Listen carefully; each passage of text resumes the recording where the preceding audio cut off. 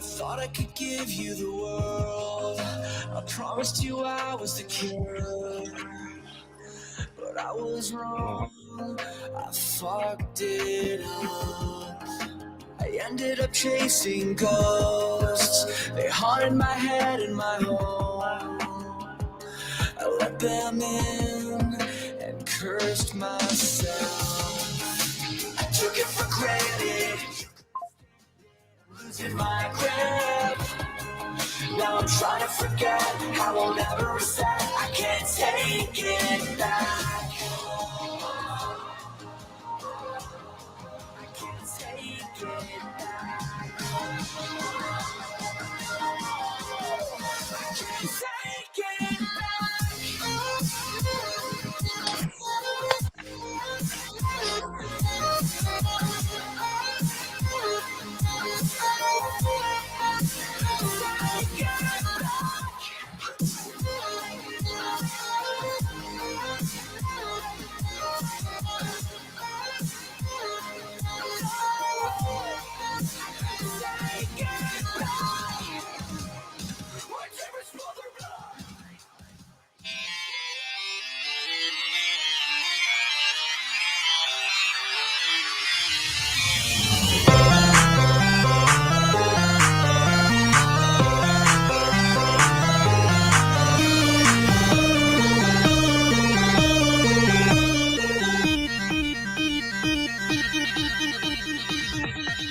Distance learning.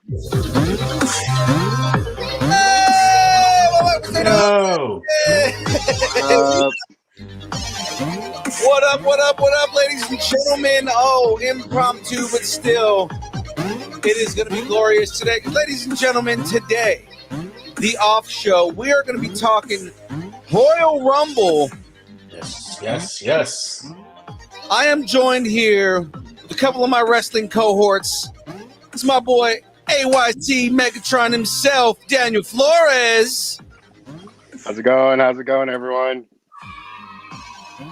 And of course, the SoCal Simba, the Raider Ray himself. Ladies and gentlemen, welcome back to the show after forever and an ass time. It's been a little while. Yeah, it's been a little while. Been a little while. What up, man? Good to see you. Hey, it's been a while, man. It's been a while since you've been on the show. It's been a while since Daniel's been on the show. In all reality, here. Yep. It's been a while since you've been on the show, Phil. Oh. I know. You know, we do have a buddy here that wants to say hi. L.A. Knight. Yeah. So let's get right into this, guys. Let's jump right into the recap here, ladies and gentlemen. Over this weekend, the Royal Rumble happened on Monday. On today's Monday. On Saturday, easy, Gunther. I'll say like Gunther. Yep. Getting the days wrong. I know, right? On Saturday, we had the Royal Rumble. It was overall, to me, it was a great show. I enjoyed it. I enjoyed it. Both times I watched it. Yeah, I've been enjoying the content more and more. The more that they've been, kind of jumping into this TKO partner, or not partnership, but ownership. Yeah, I mean, it's been great so far. So I do have a highlight reel I'm going to play right here, just so that way we can kind of have everybody. Yeah. Okay, let me pull that down. That comes down, but Jester G Man comes into the street. Oh, there he is. Hey, what's up, y'all? Yeah. WWE He toyed with us earlier. Yeah, right. WWE is down on YouTube. Hopefully, we'll be back up on YouTube here in a second. So okay. So we were going down the list. So Zelina Vega at 17, Maxine Dupree at 18, Nia Jax at 19, and Nia Jax again, just dominant the entire match up until a point later on. But I mean, like Nia Jax just she's I kind of threw it in the chat and said she's basically the new Kane. Yeah. By God. You know, like, because Because like with Kane, yeah, he's known for getting in the match, just tossing everybody out of the ring, right? Like he's always had that dominant performance. She's essentially that same thing. Nia Jax came in and just started wrecking shop on everybody.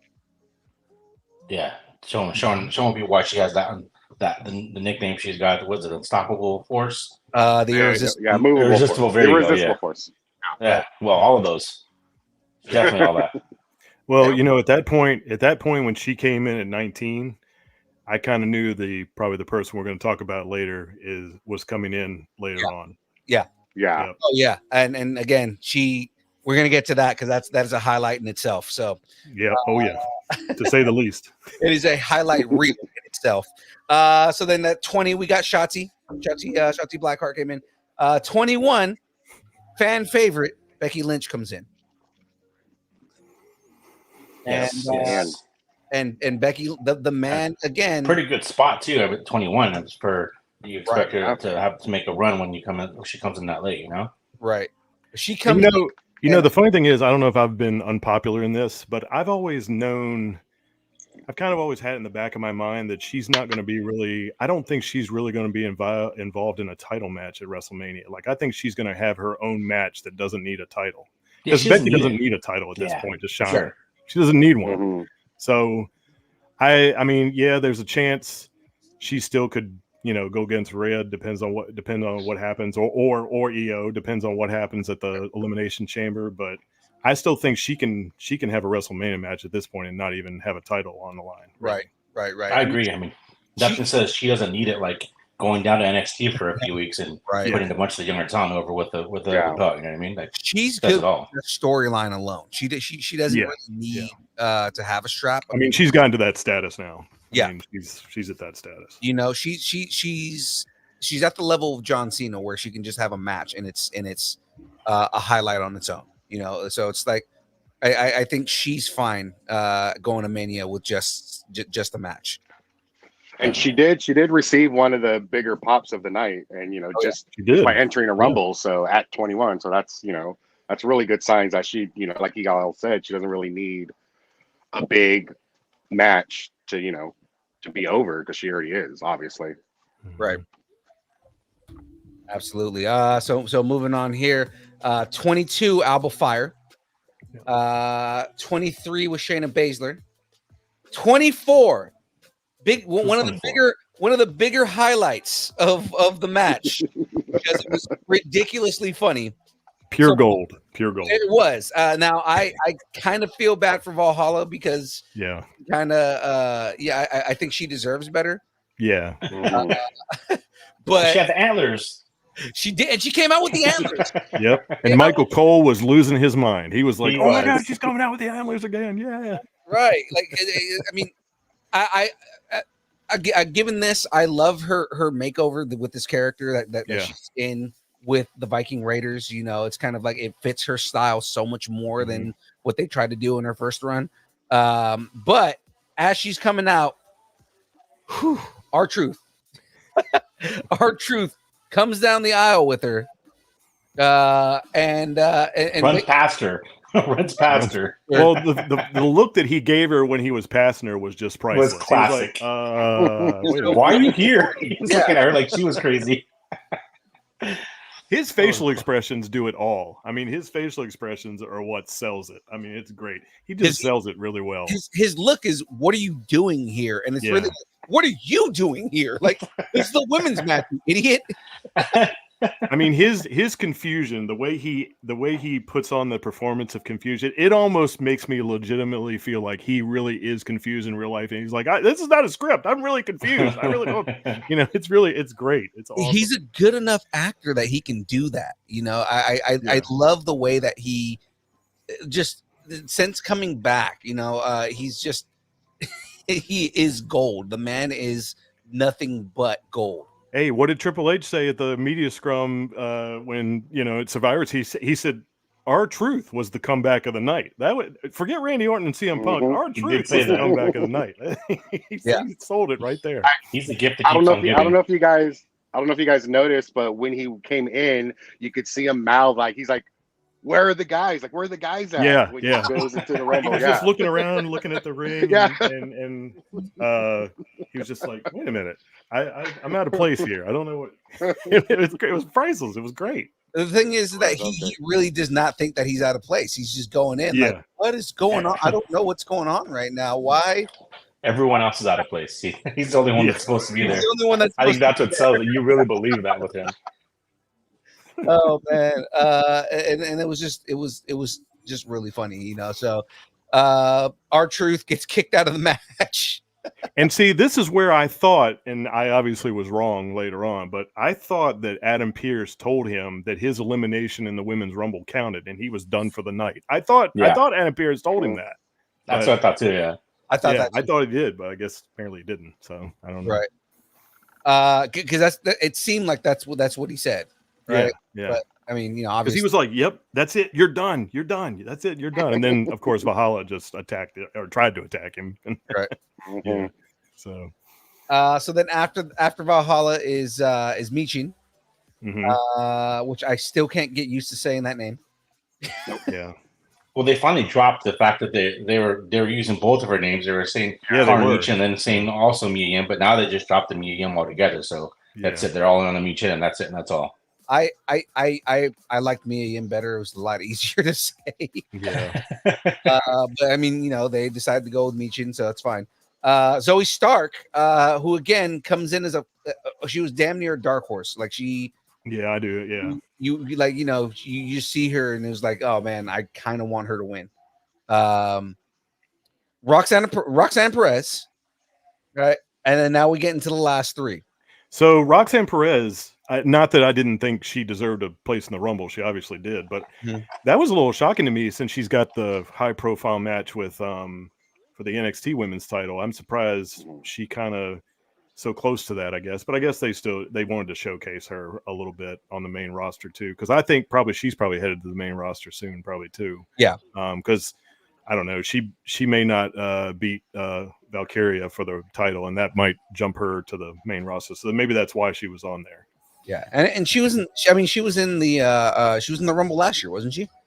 I believe so. I believe she was. Yes, I believe you're right. I remember her being in the Rumble last year and having a good performance. So Roxanne Perez, and then number 28, moment we've all been waiting for. Not that this wasn't the only surprise at this point, but this was probably one of the bigger ones, and we kind of all saw it coming too. Yeah. Jade Cargill made her in-ring debut. And did you hear the reaction she got? Oh my God. She got the biggest reaction. She got it bigger than Becky. She got it bigger than everybody. I mean, she had the biggest pop probably of the night. Her pop was unbelievable and deserving. I mean, you can see, deservingly so. Yes. Definitely. Oh my God. If you see where she came from when she was in AEW to where she is now, you can see so much improvement in her work. Yep. Right. But you know what this also proves? Mm-hmm. This also proves that some of the things that get spread on, social media about there being tribalism between the AEW versus WWE, that shows you how many people actually watch both shows. Yeah. I mean, because if nobody watched AEW, face it, nobody would know who Jade Cargill is. Nobody would know who she is, other than the fact maybe she's married to who's her baseball player husband's name or whatever. But anyway, if nobody watched AEW, can you guys honestly tell me that anybody would know who Jade is? No, I think they did a really good job of marketing her as a star when they introduced her. They gave it a lot of time for people to say, well, if she's such a, because there probably are some people that don't watch AEW, but they gave enough time that when they made her a big deal, and then if she's such a big deal, why haven't we seen her yet? So I'm sure a lot of the people wouldn't have recognized her just by her entrance music, but once the name showed up on the screen, like, oh, it's happening now. So it kind of gives that build. So they did it really well to make people wait. And then when she finally did show up. So that's why I'm saying that shows you that there are a lot of people out there watching both AEW and WWE. So it's almost like that thing that goes on social media, how they're just trying to divide the fans.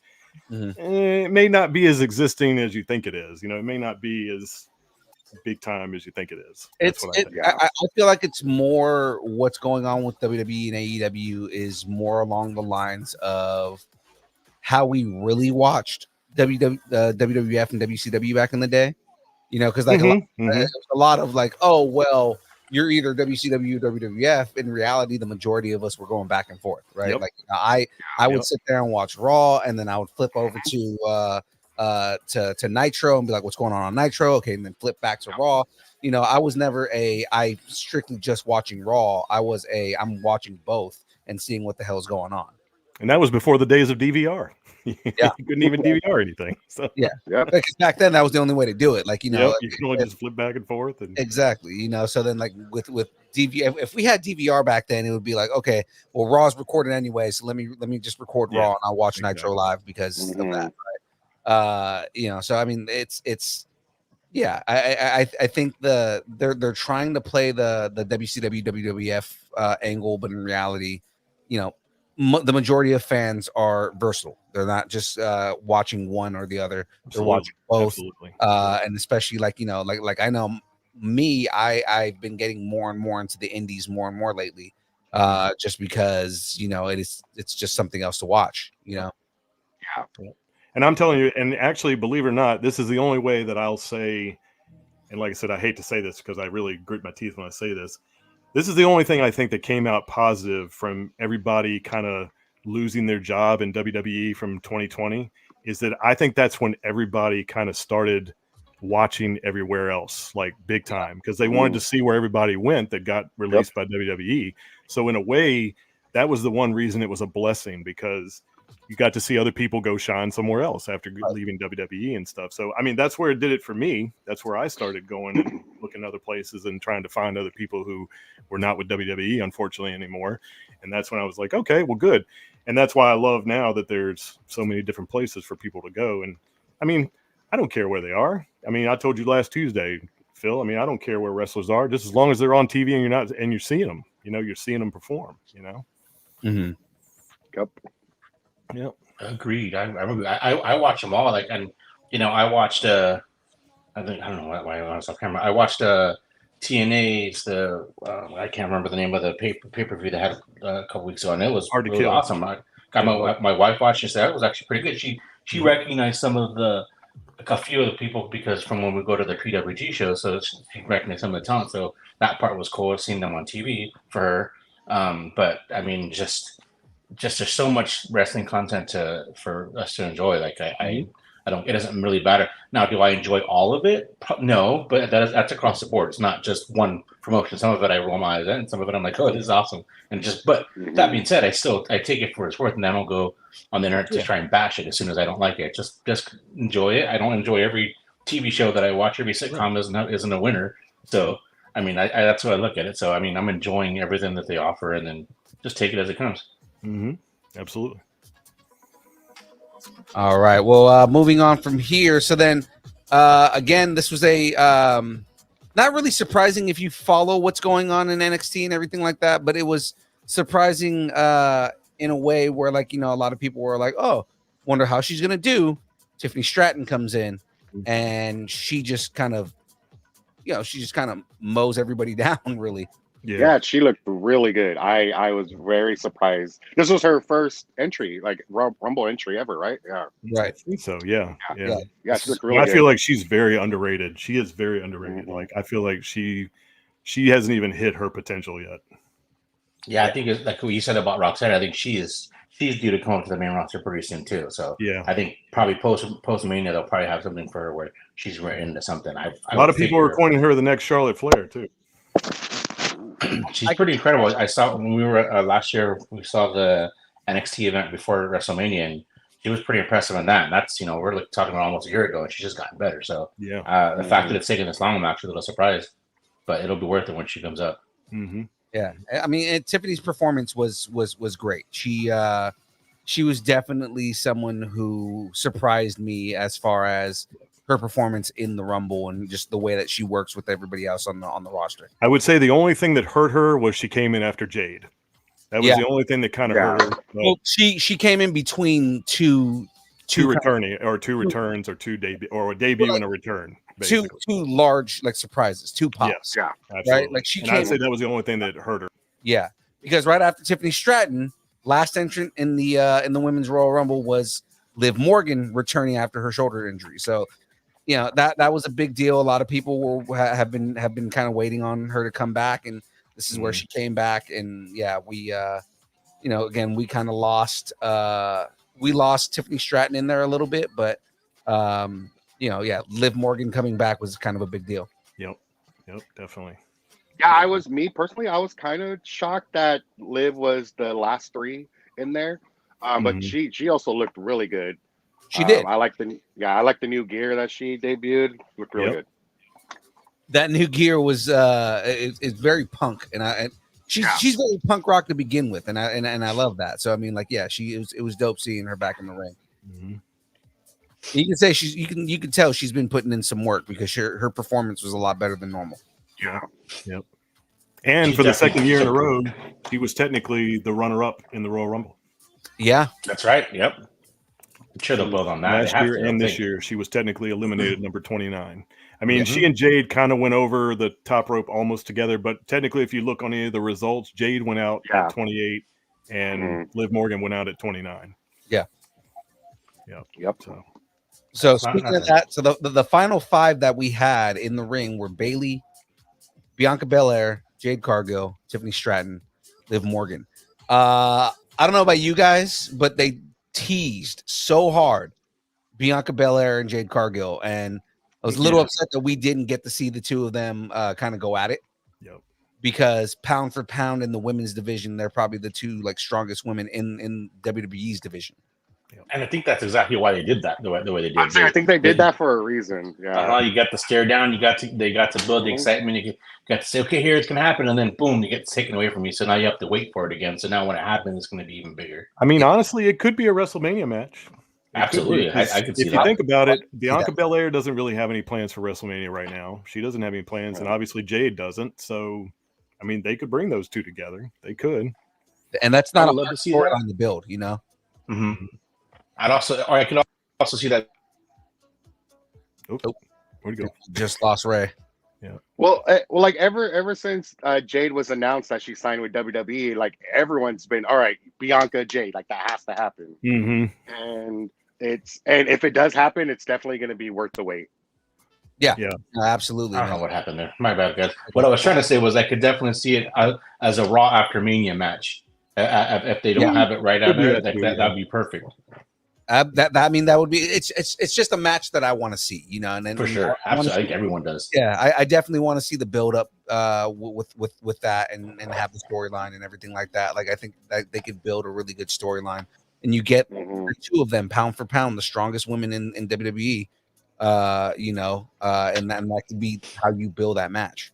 Well, the only reason I may not see it at Mania and maybe at the Raw after WrestleMania is, I don't know if you guys caught online the promo she did after the Rumble. It was only online, and she was talking to Kathy Kelly, and she was putting the whole women's locker room on notice. But in the middle of that promo, she said, well, I got to go back and I got to put some work in and all that stuff. So I don't know if that means she's going back to the Performance Center for a significant amount of time, or whether she's just going back for a few more weeks and then she's going to debut later on, like around Mania or somewhere near Mania or before Mania. Right. But that's the only reason why I'm not sure what the timeline is to where she gets her first official opponent on whatever roster she ends up on. I personally think now, I didn't think it a few months ago, but I personally now think she's probably going to skip NXT and she's probably going to come right to the main roster, where back then I kind of thought she was going to NXT first, just because I think they could have made her like a huge dominant star on NXT, and then she'd come to the main roster and she'd be that much bigger, you know, when she came to the main roster. But I'm thinking the way they're putting the signs out there, they're probably just going to have her skip the NXT run and just go straight to the main roster, whatever show she ends up on. Yeah, I'm with you on that. I think that horse left the barn. I would have agreed with you if they would have put her in NXT to kind of build up her star and build up her name. That would have been one thing. But now that they had that moment in the Rumble on one of the major 4 PLEs, I don't think you can put that back in there to where it goes to NXT. Yeah, maybe she makes an appearance. Maybe she makes a dominant appearance or does something, but she can't be a weekly NXT person now. Yeah, I don't think that I agree with you guys. I don't think that she's gonna be doing NXT like that, just because the amount of pop that she got when she debuted. Her performance was actually a lot better than I expected. I was expecting her, to kind of like gaff a little bit and I was expecting some botches and she actually had good form and everything was looking good. So I mean, like, I'm excited to see more of what she does. Another storyline easily could be her and Nia Jax because we're gonna talk about performances, right? Like she squatted Nia Jax with ease. Like there was no strain whatsoever. She picked her up like she was picking up Liv Morgan. Yep. Yeah. Impressive. I go back to that Kathy Kelly interview that I saw after the Rumble. Yeah. And Kathy Kelly, even though they're there to interview the superstars, even when she was saying what she was saying to Jade and saying, you literally took Nia Jax and threw her over the top rope.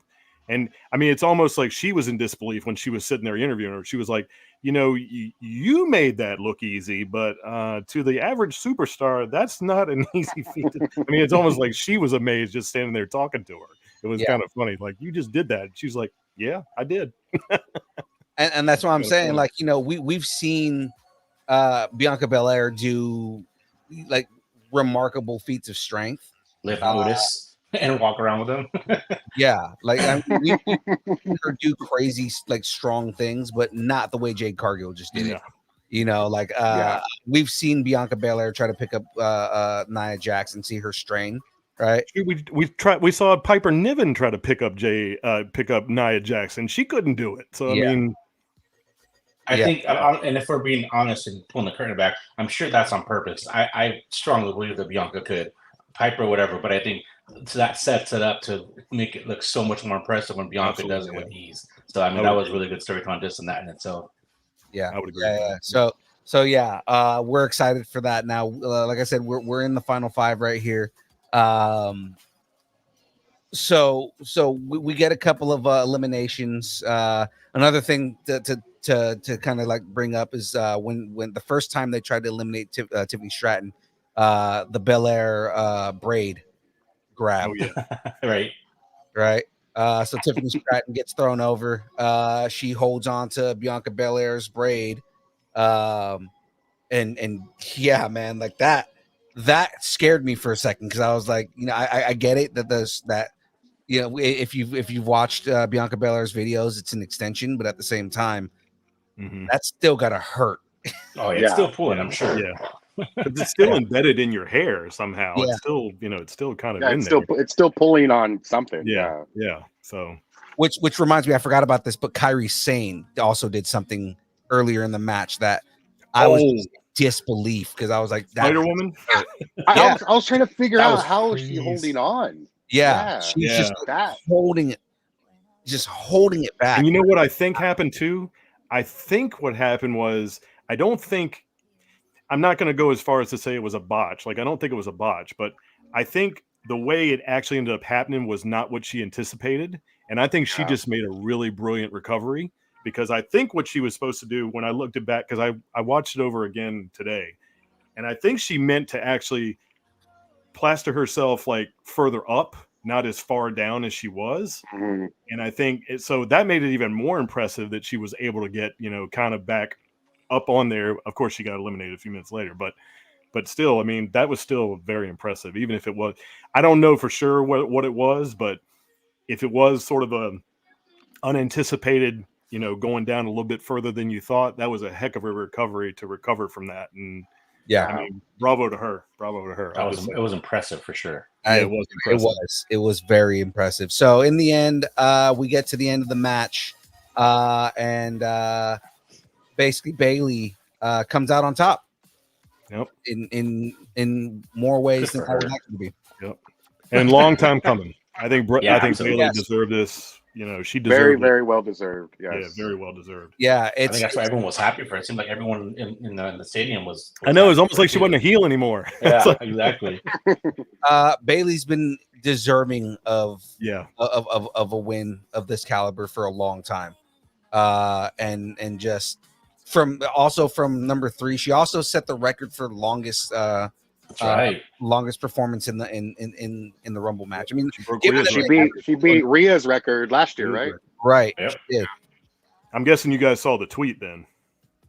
I did not. She said, I broke. I think she tweeted directly to Rhea. She said, I broke your record. Now I'm coming for your title or something like that. But what I think is funny about that, though, is even though she said that on Twitter herself from her Twitter account, they still aren't confirming which title she's going after. I'm like, I think that's pretty cut and dry who she's going after. I mean, yeah, for now. I don't know. Maybe it was just. We talked about this last night. We talked about this last night in our group chat, but just so that the audience knows kind of like where we went with this. Yeah. I was speculating on like, okay, well, where are we going as far as the demise of Damage Control, right? Like we already know that we're already on that road. It's very much it's pretty much Damage Control is just going to become the Kabuki Warriors with Dakota Kai managing. Right, and that's kind of what it seems like the road is going down to. Yep. It seems like we're gonna get a Bayley Naomi. I was speculating that Sasha was coming back, but like again, another confirmation came back in. She's not going to TNA, so more than likely she's going to AEW. So we're probably not gonna get a Sasha. But I mean, like, you know, with all of the things going on, I was saying it's either she goes for Rhea and tries to fix the divide that's happening in Damage Control, and they have all the gold within Damage Control, and like almost like a Nation of Domination thing where everybody has they have all the titles all in one place. Or I was saying she was going to challenge Io, and that becomes like the dividing factor within Damage Control. The only issue I have with the Io thing is I only think, I'm not a mind reader, but I think regardless of how this pans out with the Damage Control breaking up or whatever, I think they're trying to make Bayley the face. Mm-hmm. So if you have her challenge Io, I feel like that kind of shoves her into being the heel because now she's trying to drive the wedge between Damage Control when before now she's the one that's been trying to keep Damage Control together. Right. And it's kind of the rest of Damage Control that's kind of been giving you little signals that they're trying to kick her out of the group. Right. So I think if you go with her challenging Io, then she's going to further drive the division, and I think that makes her the heel. And I don't think that's what WWE wants to do. Now, my scenario, what I think is going to happen is I think she's going to challenge Rhea. She's going to go to WrestleMania and she's going to fail. She's not going to beat Rhea. Right. And I think that's when the night after WrestleMania, Damage Control is going to tell her she's not good enough to be in Damage Control now because she failed to win a title. And then that's when they're going to turn on her. And then whoever decides to come out, whether it's Naomi, whether we're still hanging on to hope that it's Sasha Banks too, I don't know. Because I'll tell you this, like I said, like I told you last week, Phil, I don't care whether Sasha Banks or Mercedes Moné goes to AEW, WWE, but until I see her on AEW television, I'm always going to believe that there's a chance she's coming back to WWE. So until I see her debut on AEW, which again is fine with me, I don't care. And especially after seeing Naomi come back, it's the chance is higher now. Yeah, it's exactly higher. So that's the way I think the Bayley Damage Control thing is going to play out. That's just my opinion. I think that's what's going to happen. She's going to fail against Rhea, and that's when they're going to turn on her after WrestleMania, and then that's when Naomi or Sasha or both come in for the save. Right. And then they're going to have the Damage Control versus Naomi, Sasha, Bayley to get. They're going to have matches between those people or those girls too. So we'll see. So any final thoughts on this match before we move on to the next one? Well, just to go back what you were saying about Bayley is I like your idea. I could see the other thing. I could see those they've been kind of sprinkling in or giving you ideas that they're letting Bayley go out on her own and they're saying, oh, you got this, you'll do it, and kind of putting her on an island. I could see her getting attacked by someone, and then if Damage Control turns their back on her that way, that further, gives her that face turn, and really it cements Io and the rest of Damage Control is now I have to take your title because you just did me dirty. So that's a good scenario too. Absolutely, that's a good one too. That could happen too. So regarding the Rumble match, I think it delivered more than you could have asked for. To be honest, like I said, it was for me. There's no question it was better than it was the top match of the night. So they said it went longer than it was supposed to too. You know what? And I was listening to a podcast today, and I heard that they were talking about how they made the men's every 90 seconds, everyone entrance for 90 seconds as opposed to 2 minutes. And I wonder if that might have had something to do with it. Maybe. But yeah, they said the women's went longer than scheduled, actually. I don't know about how much, but they said it went longer than scheduled. Well, they killed it with the time they had. Yeah, they definitely killed it. Killed the time that they had. Yeah, definitely. I think next Mania or next Royal Rumble, I think the women should probably main event the show to probably close it out. Yeah, like I said, they've been the last 2 years. It's been a great Rumble, so I think they need to close it out next year. Yeah. But I didn't necessarily disagree with it going on first, because I think the first match sometimes is just as important as the last match, because if you get people fired up from the beginning, you get the crowd fired up and everything like that. Like, I feel like the first match is almost as important as the last match sometimes. But you're right. I mean, I think they should be doing what they're doing already, where I think last year or the year before last, the Women's Rumble actually did go on last. And I think they've been alternating the last couple of years where they alternated, because I know the men's has been on first. I know before too. I know that's been the first Rumble too. So, but yeah, I think if anything, I think they should definitely alternate them, like, because it's getting to be where the women's is just as big as the men's. I mean, it's definitely happening that way, if not more. That was more evident in this Royal Rumble. So, right. Yeah. So let's move on to the next match here. It's definitely a match that did not suffer from the second match curse in most dailies, because we know the second match curse. It's the most boring match of the night. Can't say that this was the situation with this one. I mean, we had pretty exciting matches all night, but the second match of the night was the undisputed Universal Championship title match. Fatal 4-way. Roman Reigns takes on Randy Orton, LA Knight, and AJ Styles. Yeah. Hold on. LA Knight. Yeah. So it's always the simple catchphrases are the ones that are the best. They're always it's always the simple ones that are the best. I've been saying for the longest, I want to see Dwayne Johnson and LA Knight go at it in a charisma contest. That would be interesting. Those guys, like the two of those guys on the mic, are just it is unbelievable the way a moment for sure. Command the mic, right? You want to talk about guys with like amazing mic skills, right? So we get this match, everybody comes in, and it didn't disappoint. Let me just go with that. There was a lot of kind of tension between everybody that was there. And you know what I think was the most disappointing part of that match? Was the bloodline interference. Like, that was kind of lackluster to me. That was the only thing that was lackluster about the match. Everything else was great. I liked the Fatal 4-way itself, like the guys in the match going back and forth.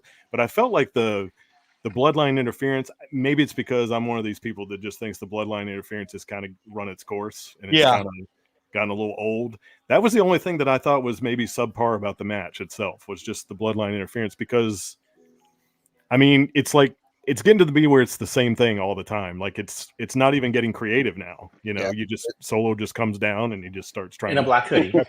Yeah, he just trying to beat the crap out of everybody. And does the thumb of death. Yeah. So, but yeah, the Fatal 4-way itself was fine though. I mean, he did the thumb jab of death, and then he what's the man?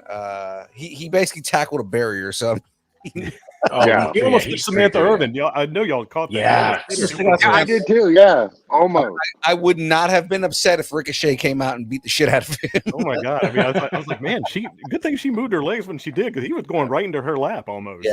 Yeah. We must protect her at all costs. Yep. Exactly. Yep.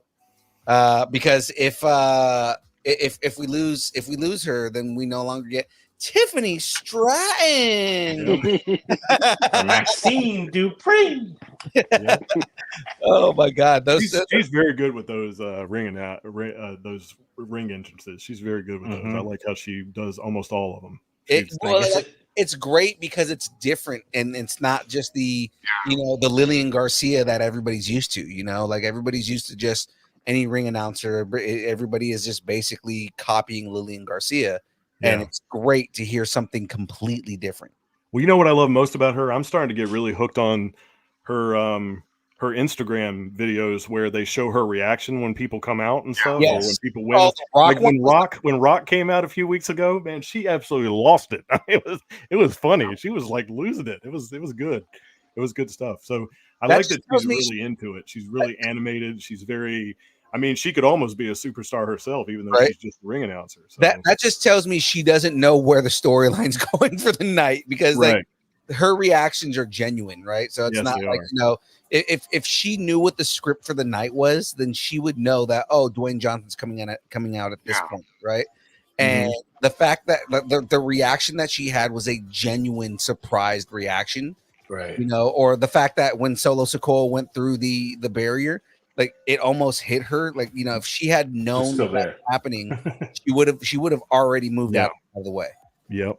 And the other thing is like too, of like some of her other videos where she actually sees the finish of matches, and you'll see a video where she's sitting down there, they put the camera on her, and it's like she looks at the other people like sitting down there with the ring. She's like, man, are you kidding? Did that just happen? Like she's generally like really into the finish of the matches, and then of course she starts to do her, her and the winner is, and stuff like that. So I just think she's great. Like I said, all of her reactions they just seem so genuine, and it's just great. It's like you can tell she really enjoys being there.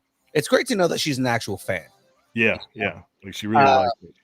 Yeah. So I mean, like we've got that whole thing on there now. Of course, probably one of the highlights for me, one of the things that I remember the most from the match was essentially everybody getting piled up and stacked. Remnants of WrestleMania when Roman piled up Daniel Bryan and Edge. And I thought that's what he was going to do. That's what I was trying to say to y'all in the chat. I was like, oh my God, is he going to stack up all three of those guys like he did to Edge and Daniel Bryan? And he's going to pin all three of them? I said, what in the world are we doing here? I'm like, that was crazy. I mean, he essentially went to go do that, and Roman goes for the pin, and they all kick out at the same time. Yeah. So, that was probably one of the things that stuck out of my mind for the match itself. Well, I thought AJ came down with the elbow, and he broke it up. That's what I didn't think they got all. He didn't quite get all three of them down, and then AJ came down from the top and like elbowed everybody, and like AJ was the one who was pinning everyone, right? AJ was the one who pinned everyone, and then that's when Orton kicked out because he's in the very bottom. Yeah, okay, yeah. I'm trying to remember. That thing was moving so kind of quick there, and like I was trying to remember exactly what happened. But I know AJ came down with the elbow and landed on all three of them or something. He landed on all three of them at one point. Or something, I don't know, but anyway. And then AJ coming out with the chair and just kind of wrecking shop on Reigns for a minute. Well deserved. But the one thing I thought, and I mentioned it in the chat, I don't know how many people saw it, but the one thing I saw that was really funny, and he's still in great shape himself. But did anybody notice that Roman looked the least jacked? Yes, all four of the competitors. Everybody else, LA Knight, he always was jacked. Randy Orton, AJ Styles. Roman didn't look as jacked as all three of them. I mean, I know he's still in tremendous shape, but of the four of them, he's the youngest one. So, like, it was kind of surprising because we were talking about how I brought it up, but we were talking about how a report came out that Vince McMahon didn't like LA Knight because he felt that he was too old. Right? He felt like he was too old, and it's like you're too old to do anything. I don't like your age. And I was talking about, I looked up the ages for everybody, and it was like, well, Randy Orton's 43. LA Knight's 41. LA Knight is 41, right? Which means when Vince was hating on him, he was like still in his late 30s. Yeah, exactly. He was 38. Yeah.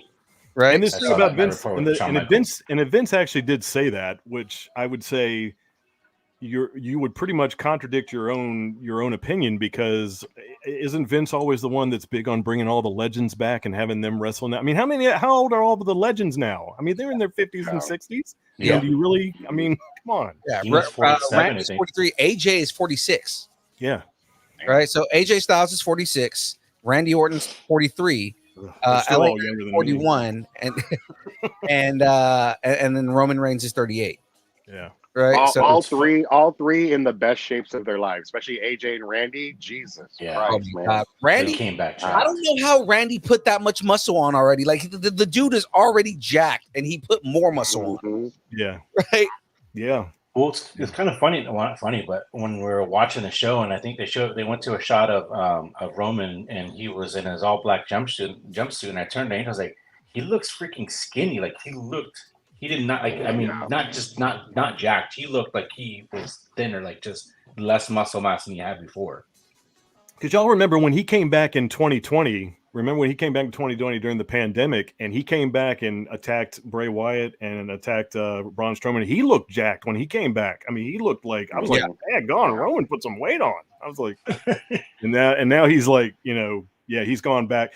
I don't know, and I want to say, sometimes wrestlers do that when they're on the road for too long, but he's not always on every show. So I'm like, I don't know what it is. Maybe, but I'm sure he's doing promotional stuff too. So I mean, he's probably still busy. But I mean, it's like one of those things. Like you're gone for most of the. You're not there most of the time. So I don't know. So in the end, Reigns ends up winning the match, defeating. It's technically defeating AJ Styles in the whole thing. But I mean, I think the right person took the pin. I think the right. Yeah, person I agree. Took the pin. Yeah. And I mean, we need more. I need more Randy Orton and LA Knight, just generally. The two dudes are just exciting as hell to watch. Oh, and then Randy Orton with the RKO out of nowhere on AJ Styles, jumping into the ring and just grabbing him on the way in. Like just the way that Randy Orton executes, it's ridiculous. Because you never expect that. It's literally a RKO out of nowhere because you don't know when it's coming 90% of the time. Yep. Like with everyone, you can predict when they're going to do something. You don't know when Randy Orton's going to deliver an RKO. Yeah. So let me ask you all this. So what do y'all think is their theory for making this a fatal four-way? Why do you guys think that they made this a fatal four-way instead of just like, because they still got another pay-per-view to go, and I know it's been rumored Roman's probably not going to be wrestling in Perth, but why do you guys think right now they decided to put all three opponents for Roman at the Royal Rumble? Why do you think they did that? I mean, I have my theory, but I don't really know what the answer is really. But I think they had a card that only had 4 matches, and 2 of them were Rumble matches. So I think with only two other matches, they had to get as much of the star power as they could. Yep. I feel like so. I mean, and there's no better way to get as many stars involved or over in the eyes of the fans to put them with Roman. So I think it had to do with just there wasn't a whole lot of people on the card, so the many stars they can get and draw. I think that's probably what had the most to do with it. And I agree with that. That is definitely a good point. I agree with that. I would also say that because Randy and LA, Randy first of all, because he just came back a few months ago. Yeah, I don't think they wanted to give him a loss this soon. I don't think they put him in a fatal four-way so he wouldn't technically lose. LA Knight, I don't think they want to technically give him a loss either because he's got the momentum right now. Yeah, he's still got the momentum, even though people think he's cooled off a little bit. Some people do, but I still think he's still going upward. And AJ Styles, like I said, the reason I think he took the pin is at this point, he's AJ Styles. He can take a pin and not be, I was going to say, I wouldn't be surprised if AJ offered hey, I'll take that pin. Because of the career he's had, it wouldn't really hurt him. It would hurt Orton or AJ or LA Knight, like you guys said. Yeah. Right. And I mean, that's kind of where my mindset was at. I feel like they did this in a way where you can still make guys who you want to still have thriving storylines not look weak. Right. Yeah. So that ultimately, when you do a fatal four-way or a triple threat or anything like that, that's really what you're trying to do is find a way to make a character look strong without really losing. Mm-hmm. Right. But like I said, I do agree with Ray's point too, because like I said, they only had 4 matches on the card. 2 of them were Rumble matches. And I also, to piggyback what he said on that, is I also feel like I was telling you this, Phil, in the chat. I think that proves that that Triple H wanted to highlight the Rumble matches. He wanted the Rumble matches to be the 2 most important matches. Even though you had a undisputed Universal Championship match and a U.S. title match, he still wanted those Rumble matches to headline the event. He wanted those to be the most impactful matches. Absolutely. So, yeah. I think another maybe aspect to look at it as well is that between AJ and Randy decently coming back. I mean, obviously they came back in amazing shape, so you can't doubt that they're their physique. But I mean, just to have them be in a singles match on a PLE where if they're not fully up to their conditioning isn't what it needs to be, or they're not sure that that's a way to get everyone to do their stuff, get their stuff in, look good in the match, and highlight them going forward into WrestleManias or right after WrestleMania when everything kind of gets reset and you they're all fresh in everyone's mind, so that those big stars still get some kind of shine. True. Yeah, I would agree with that too. You also set up with the Fatal 4-Way, you also set up storylines within storylines too. So now you can have AJ Styles and Randy Orton wrestle each other on a pay-per-view. Possibly you can have LA Knight possibly wrestle Randy Orton or AJ Styles on a pay-per-view. You can do all that too. So you can open up new storylines too. Yeah, absolutely. So any final thoughts on this match from anybody before we move on to the next here? I'm good. Yeah, I'm good. No. Everyone looks solid. Just they're all studs. So yeah, they all look solid. It was a good second match. So yeah. And James in the chat saying WWE keeps locking up belts. It's hard to give people storylines that make sense if the belts are tied up. It's true, but again, we were talking about building up storylines in matches where you build feuds that don't necessarily need the strap. You can do things where you don't necessarily need a belt, but you have a good storyline, and that's kind of what they need to focus on if they're going to be doing that. I know they want to. Right now, they're trying to beat all the records from the 80s and from the 70s and the 80s. That's the whole thing, is have a modern champion that can stand up with, Bruno Sammartino or something like that. You know what I mean? So with that right there, we'll move on to the next match here. So the next match, Logan Paul, the man who continues to surprise me, and Kevin Owens, the man who entertains me by not having to do very much. You know what? That is KO's gift. He doesn't have to do a whole lot, and he's still entertaining. Yeah. The whole thing with just from the beginning of the match, right? The amount of disdain that he gave Logan Paul, they go into the ring and they start doing the announcements, the challenger and the champion, all that shit right there, and Kevin Owens is just sitting on the ropes, just staring at him the whole time. Yeah, that's great. It's like, I fucking love you, Kevin Owens. He's like I thought that too. I was like, he's like the only one who can do that, who could just sit there, not raise his hand when his name gets announced or whatever, do something, just sit there and Kevin Owens, and he's like, whatever. Like, he played right into it. He was like, man, I can't believe I have to wrestle this jackass for the U.S. title. Like, that's the look he had on his face. Like, it was like, yeah, you actually believe that he does not like him. I mean, it doesn't seem like it's storyline driven. It looks like this is annoying. This is beneath me. But I mean, like, with Kevin Owens, you don't know if it's like, does he really not like him, or is he just really good at playing that character? We know Kevin Owens can play characters extremely that well, because I mean, the proof in the pudding is him and Sami Zayn. The amount of times that you see them have a rivalry, and Kevin just looks like he absolutely hates Sami Zayn. But then on top of that, what they do to each other during the matches, right? But then that they're best friends, and they've been best friends forever, right? But a little place part, I'm like, are they really best friends? Because what they really do, I mean, it's the same thing with Braun Strowman and Roman Reigns, right? Like when that first rivalry, like, you think, oh my God, these dudes hate each other. Fucking Braun threw a chair at Roman's face, or he flipped. Well, I mean, the truck flip was obviously staged, but the amount of trust that they had to have when Braun threw him over the edge in a gurney, like, there are a lot of things that you would think, like, oh my God, they hate each other, and then, like, within a week, kayfabe got destroyed because somebody took a picture of them in Rome, and they were just like, oh, I guess they don't really hate each other. Not the territories anymore. It's like, oh God, somebody ruined kayfabe because they took a picture of them on vacation in Rome. in the middle of their storyline. So I mean, like, you know, again, it's a testament of their acting skills. So I mean, that's really what this is. Really is. You know, Kevin Owens, the way that he acts as his character. I mean, you know, I absolutely love Kevin Owens as a wrestler, because again, there's not much that he has to do in order to sell his character. Mm-hmm. But the way that he plays, that he just absolutely hates everybody. Yeah. Right. And that he's inconvenienced in having to be around everybody.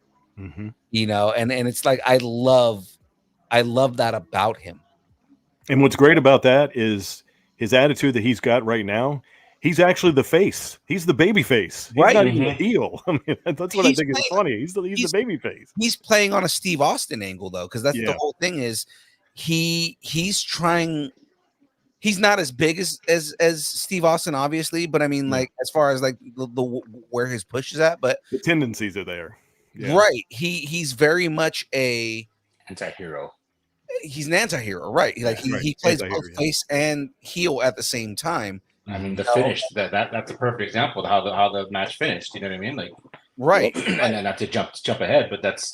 I mean, he's the face, but he takes advantage of every angle he can. He'll take advantage of it. Yeah, that's fine. I mean, he basically going. I mean, because the entire match was just basically Logan Paul annoying everybody and trying to show that he's better than everybody. Mm-hmm. And Corey Graves said that Kevin Owens has never been superplexed. I'm gonna prove to everybody that I can, and then he fucking Kevin Owens picks his ass up and tosses him. That was great how he just shouted that during the match over to Corey. That was really funny. Like everybody probably in the arena heard it. Like he was like, "Yeah, I heard what you said about Kevin. He's never been superplexed all time." I've been saying this since Logan Paul debuted, because at first he didn't really play into like that character, right, of himself. But I was like, the best way to get Logan Paul as a heel is to just let him be himself, because naturally he has a punchable face. He is naturally a dude nobody wants. Like everybody hates him because he's so full of himself. He's such a narcissist, and it's just like I don't like. I also like how they did the long-term storytelling with this too. Logan Paul references the reason he despises Kevin Owens is because of that very first interaction they had at WrestleMania in 2021, where he was in the ring and he stunned him after the match and all that stuff. I think it was the match between him and Sami Zayn and Kevin Owens at WrestleMania 37. Yeah. And I think Logan Paul was down there. Who was he? He was sporting Sami. That's what he was. He was with Sami. Yeah. And he was there with Sami. At the end of the match, Kevin KO stunned Logan Paul at the end of the match, and Logan Paul is referencing that point today in 2024. So it's good. It's good long-term booking. Good long-term storytelling. So right. It's almost like they have someone watching some of their own product and taking notes, huh? And I mean, like, you know, we get a couple different things that happen, and at a point towards the end of the match, of course, Austin Theory and Grayson Waller come out.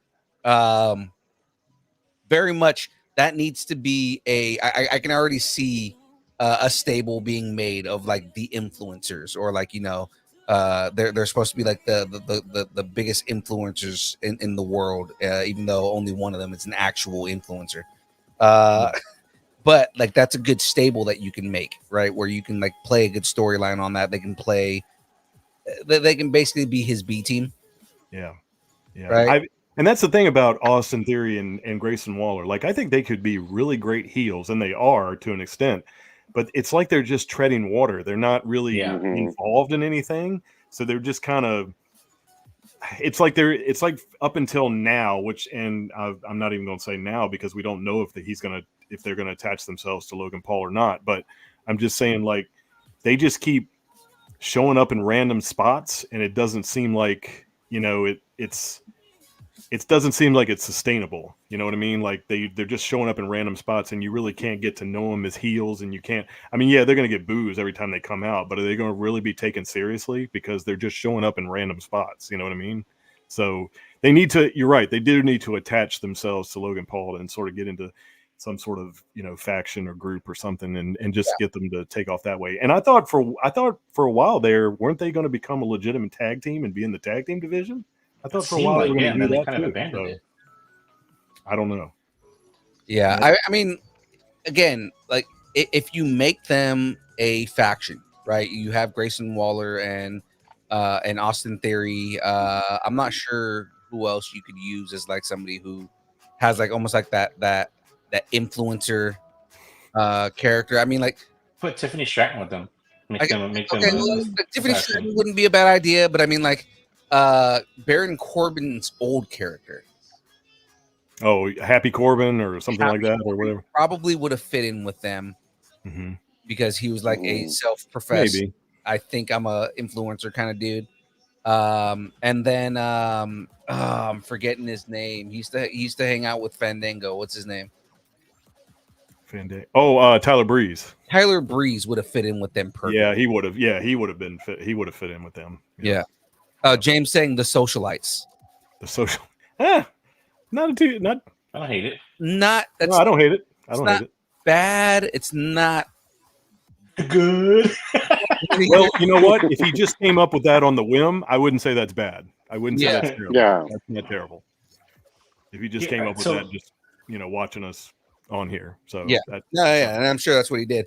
So I mean, going back to your point about you saying they're just treading water. What I like to see is where they're going to Elimination Chamber. They're going to Australia, where Grayson Waller's from. I like to see him do something where he manages to get his home country to boo him in the stadium. Because he's gonna, you already take for granted that he's gonna get cheers because he's from there, just like Rhea will. If he does something that get them to boo him, that I think that'll turn a corner for him and them as a tandem. Yeah, I mean, all you have to do is talk shit about Perth because that's where they're going, right? They're going to Perth. Yeah, all you got to do is just talk shit about the state. Yeah, that's all it is. Well, they're gonna say I couldn't wait to get out of Australia. I love the WWE, and now I have to come back here. I did everything I could to get out of this country, and now here I am again with something to just really just get people just. And honestly, they could put him in. They could put him in as like a kind of a dark horse person. I mean, obviously he wouldn't win it, but they put him as a dark horse in the Elimination Chamber. They could put him in there.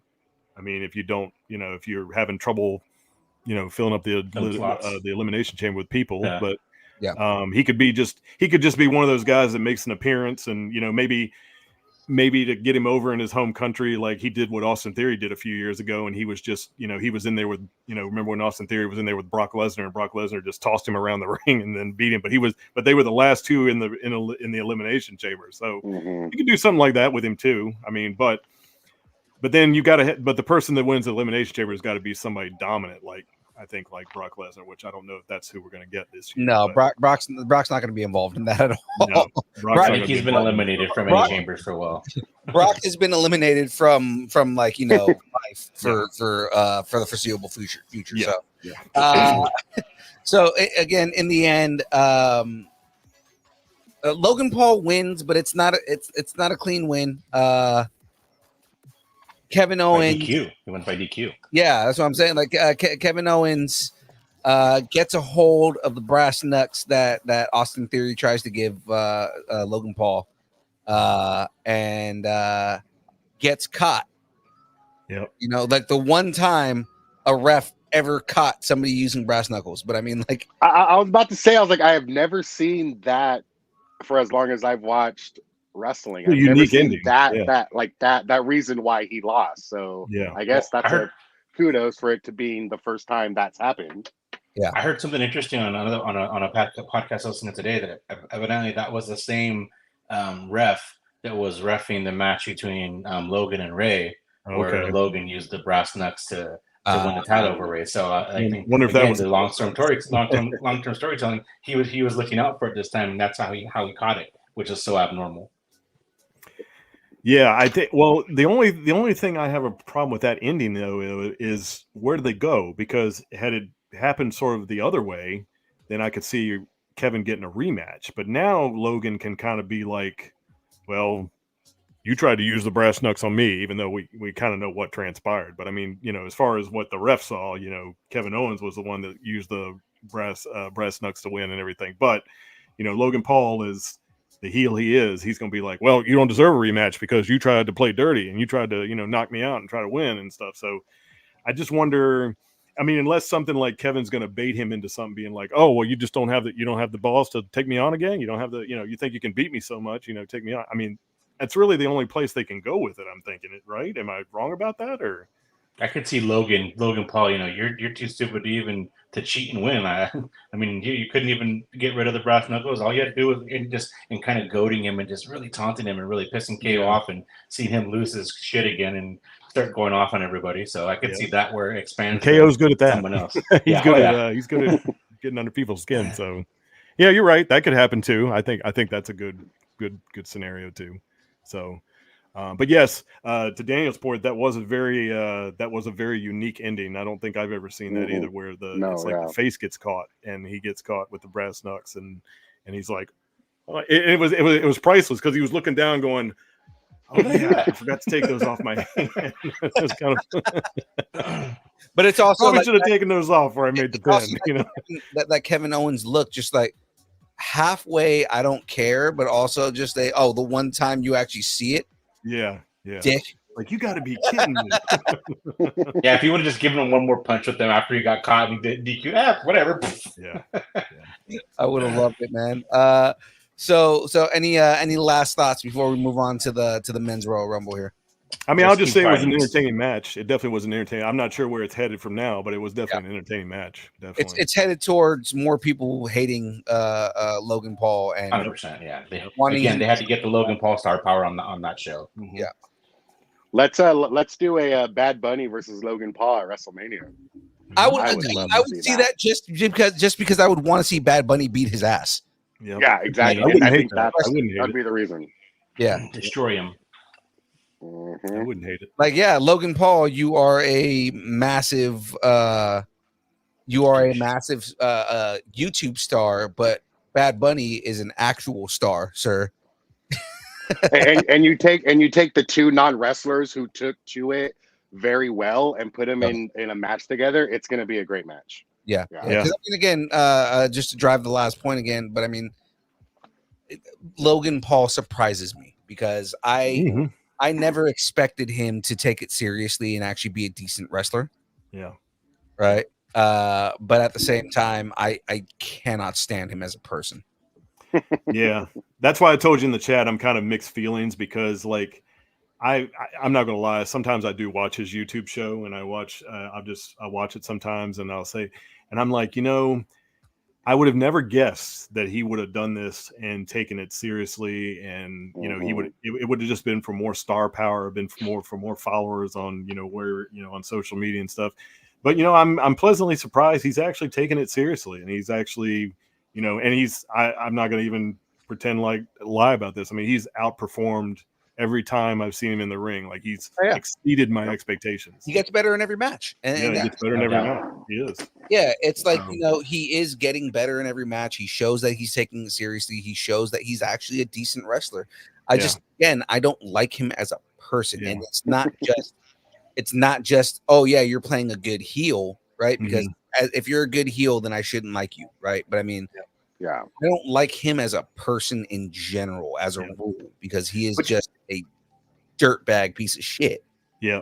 But sometimes I believe, and I don't necessarily disagree with what you're saying, Phil, but I will say sometimes, even with these YouTube stars and social media stars, they kind of do the same thing superstars do. They kind of turn their personalities up to like 10 and they put on the kind of personality to make you either hate them or, do whatever and stuff. Now, I'm not saying his is a total act. I'm not saying, because I have no way of knowing. I don't know Logan Paul personally, but I mean, if he's doing that, it certainly is working, because, it's making people kind of, he's a controversial figure. And I should clarify because I'm realizing, what I'm saying. I don't like his personality in his videos and as a Right. I don't the way he portrays himself.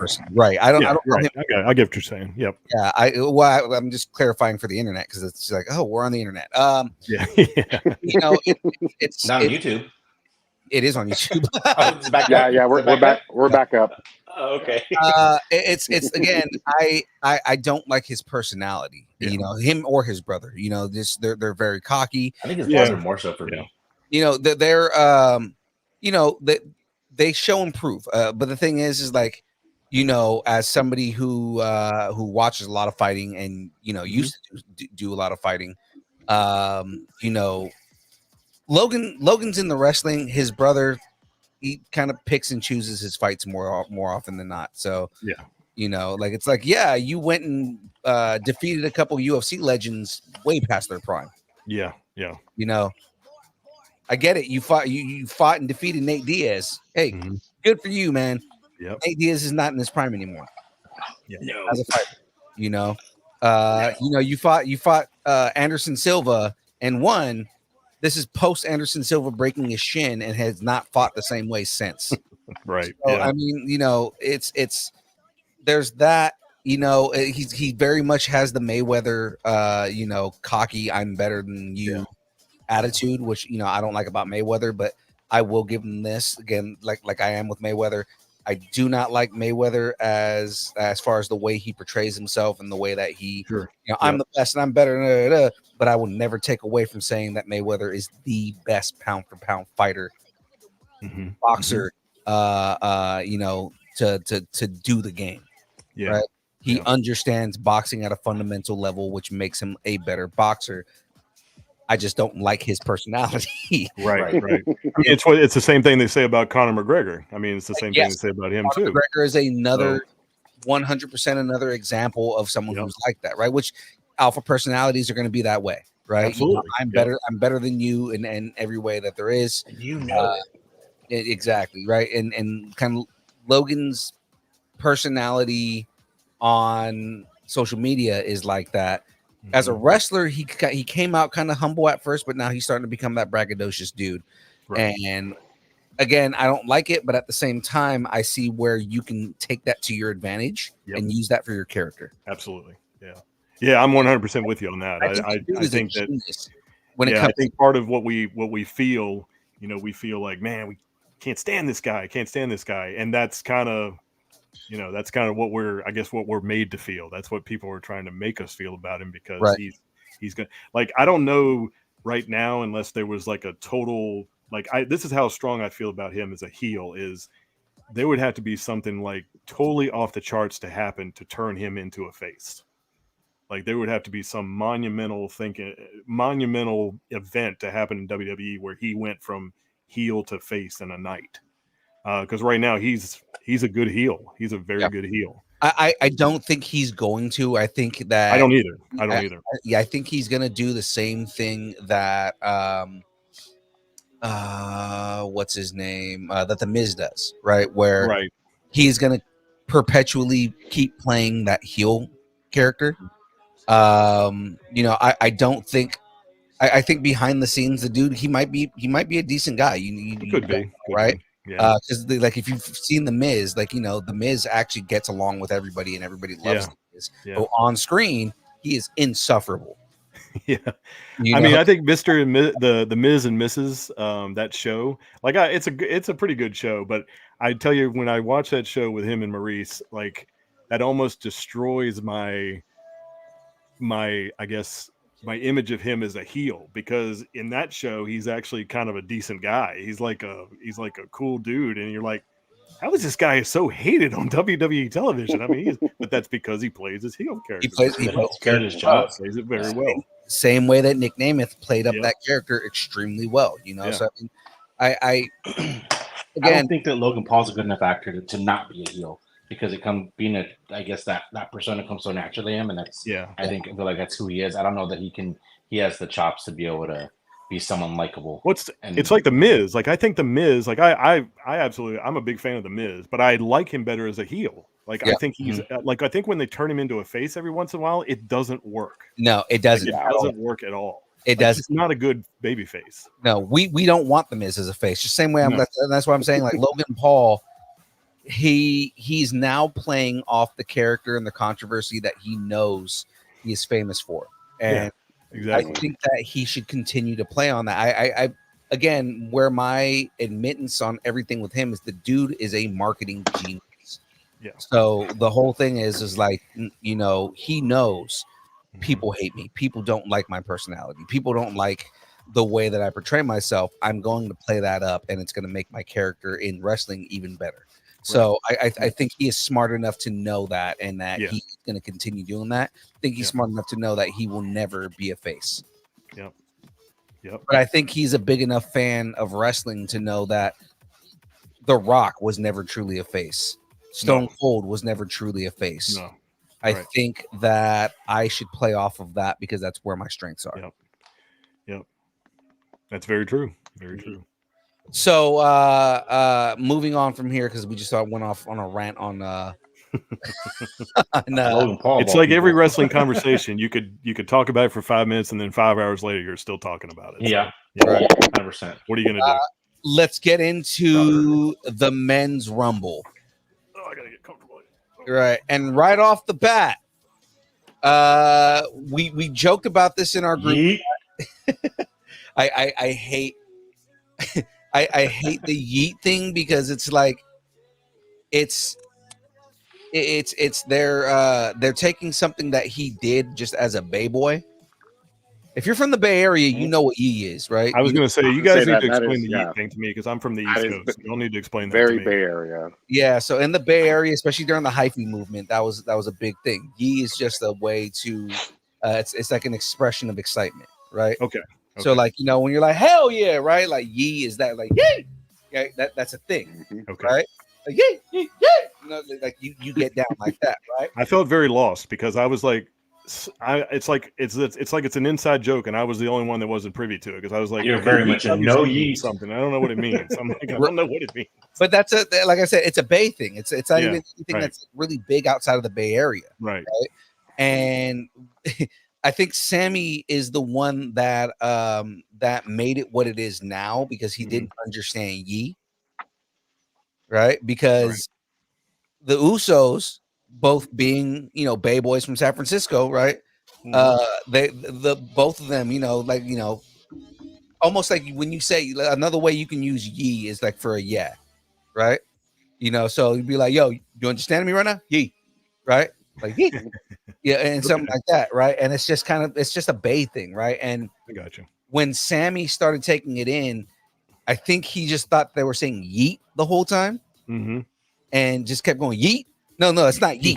It's not yeet, yeet. And it's like, no, yeeting is throwing something, bro. That's not yeet. We're not yeeting anything, my man. We're saying yee. And it just became a thing. So now it just annoys me. Yeah. Yeet. Being that I'm somebody who's like from, you know, I grew up in the Bay. I was around that culture. I know what yee is, and it just annoys the shit out of me when I see. And I know he's playing into it because it makes it a more mainstream thing for everybody else to understand. Yeah, right? sells t-shirts. Well, it sells t-shirts. Like think about right now how much I had to explain what yee was. Yeah. Right. Yeah. But he just puts yeet on the front of his pants, and everybody's buying it. Everybody's buying t-shirts, right? So I mean, like that's if it's an easier way for people and it makes it a catchphrase for you, hey, do it. But that aside, beginning of the match, you know, we were talking jokes like, what if it's Uso versus Uso, and it ends up being Jay versus Jimmy. Yep. Right. And it's basically a preview of something that we've all been just kind of waiting on. Yeah, I thought this was always the plan for WrestleMania. I thought it was always going to be Jay versus Jimmy. That's what I thought was going to happen. Yeah. But that if you've noticed over the last few months, it's kind of died down. Like nobody's really talked about it. But I think by putting them 1 and 2 tonight, it's like they're kind of reigniting the fire. Right. They're saying that this might be an actual match now. Yeah, and I mean, like, in the end, you know, they're gonna come back together. It's like, yeah, have your solo runs, but I mean, they're best as a tag team, and it's like, I don't dislike either of them as solo wrestlers, but it's like breaking up Demolition. Yep. You know what I mean? It's not something that I kind of want to see, and it feels weird not seeing the two of them support each other. You know, also, Jimmy's new theme song shits all over Jay's. Sorry. Yeah, I be honest with you, I've always thought that too. I mean, I don't think Jay's is bad, but I do think Jimmy's is a little bit better. I do. I don't like Jay's because I feel like it's lazy. All they did was Jay's is just a continuation of the old Usos theme. It's kind of sounds like a different variation of where Jimmy kind of went off in left field and kind of created something completely different. Yeah, I don't like the it's just me, Oos. Like I feel like that's just it's lazy. I mean, I still think it's a catchy tune, but I mean, you know, well, like the beat is dope, but I'm just saying, like, you know, it's you could have done something way better than that, man. Yeah, if you put me on the spot, I would probably say Jimmy's is better than Jay's, though. Oh yeah, Jimmy's theme shits all over Jay's theme. So they start the fight, and about 90 seconds later, we get the annoying ass Grayson Waller back. Grayson Waller comes in, immediately starts talking and flapping his gums. It comes into the match, and I say that just because, again, it's Grayson Waller. He's for someone who thinks that he is the social media darling. He's kind of boring. So next comes in the first surprise of the night. Someone that we all had been waiting to come back. We knew he was going to come back at some point, but he came back. My boy Andrade came back. Yeah. Yep. And you peeped the video of Charlotte hooking him up, I think, with Tanner before he went out, right? Yeah. Charlotte was right. So it's always nice when your wife is one of the biggest names in WWE. She's not on the show at all, but she's going to help you pick yourself up, right? Yep. And you saw her big knee brace on there too. I don't know if y'all caught that. Saw her big knee brace. So Andrade comes in, looks to form. The dude looked so much. I mean, he looked good before. He's always been an amazing wrestler. You can tell he honed his skills even more in AEW while he's been gone. Now he's back in WWE, and he just dominated for a minute there. Yep. After Andrade, we get Carmelo Hayes, which Carmelo Hayes was another surprise. I don't think anybody was really paying attention. Yeah, I didn't think he'd be in the Rumble. I didn't think he would, but I think they're really trying to get him over on the main roster now. Like, even though he's still showing up on NXT, they're really trying to push him to be someone recognizable so they believe it when they put him in whatever program they're going to put him into. Yeah, they just showed off the fact that Carmelo Hayes is a dominant form in NXT. Yeah, and he is deserving of the spots that he has. Oh yeah, I definitely feel like he is. But I was a little surprised just because of what he still has going on in NXT right now. He's got those open-ended, they're trying to who knows if he's going to be the one that actually attacked Trick. I mean, people are leaning that's what's going to happen, and he and Trick are actually still in the Dusty Classic. They're still wrestling for a chance at the tag titles. So that's why I was a little surprised he got in there, but hey, I'm not mad about it. I'm not mad about it at all. Right. So I think I was more surprised that Carmelo was in, but Trick wasn't. And that surprised me. Yeah, I was actually, when Carmelo out, I was expecting Trick to come in later, but never did. So yeah. After Carmelo Hayes, we get the King of Strong Style himself, the reinvigorated Shinsuke Nakamura. I say that because the dude is looking better, because his character kind of fell off for a little bit. He was kind of in limbo for a while, but he's been coming back up in shows lately, and he kind of did show off a little bit more strong style than he normally does, and I was very happy with that. But I'm just wondering what they're going to do with him from now on, because, like I said, he did that thing with Cody, and now that thing with Cody is kind of done, and he was in the Rumble and stuff, and I do like his new character. I do like it. But who are they going to, put him with next? That's the interesting question. Like, and is it someone that's in the WWE now? What's that? And is it someone that's currently in the WWE? True. Yeah. Like I want to know like who his next opponent was going to be, or his next storyline was going to be. Because they need to keep. Because I feel like, honestly, when he got done with the Cody thing. Like I thought when he started doing the program with Cody, I was like, okay, yeah, he's gonna get reinvigorated. He's gonna be kind of a reestablished heel and all that stuff. And then after the Cody thing went, he started doing the vignettes and stuff. He kept doing them, but I feel like, okay, like he's a little bit in limbo a little bit, and he needs another program. Like I don't think they should have him, but maybe he's prepping for it. Maybe that's why he's still doing maybe that's why he's still doing the little things backstage and everything. Maybe he's prepping for his next opponent or whatever. So who knows? I like to see him and Ilya.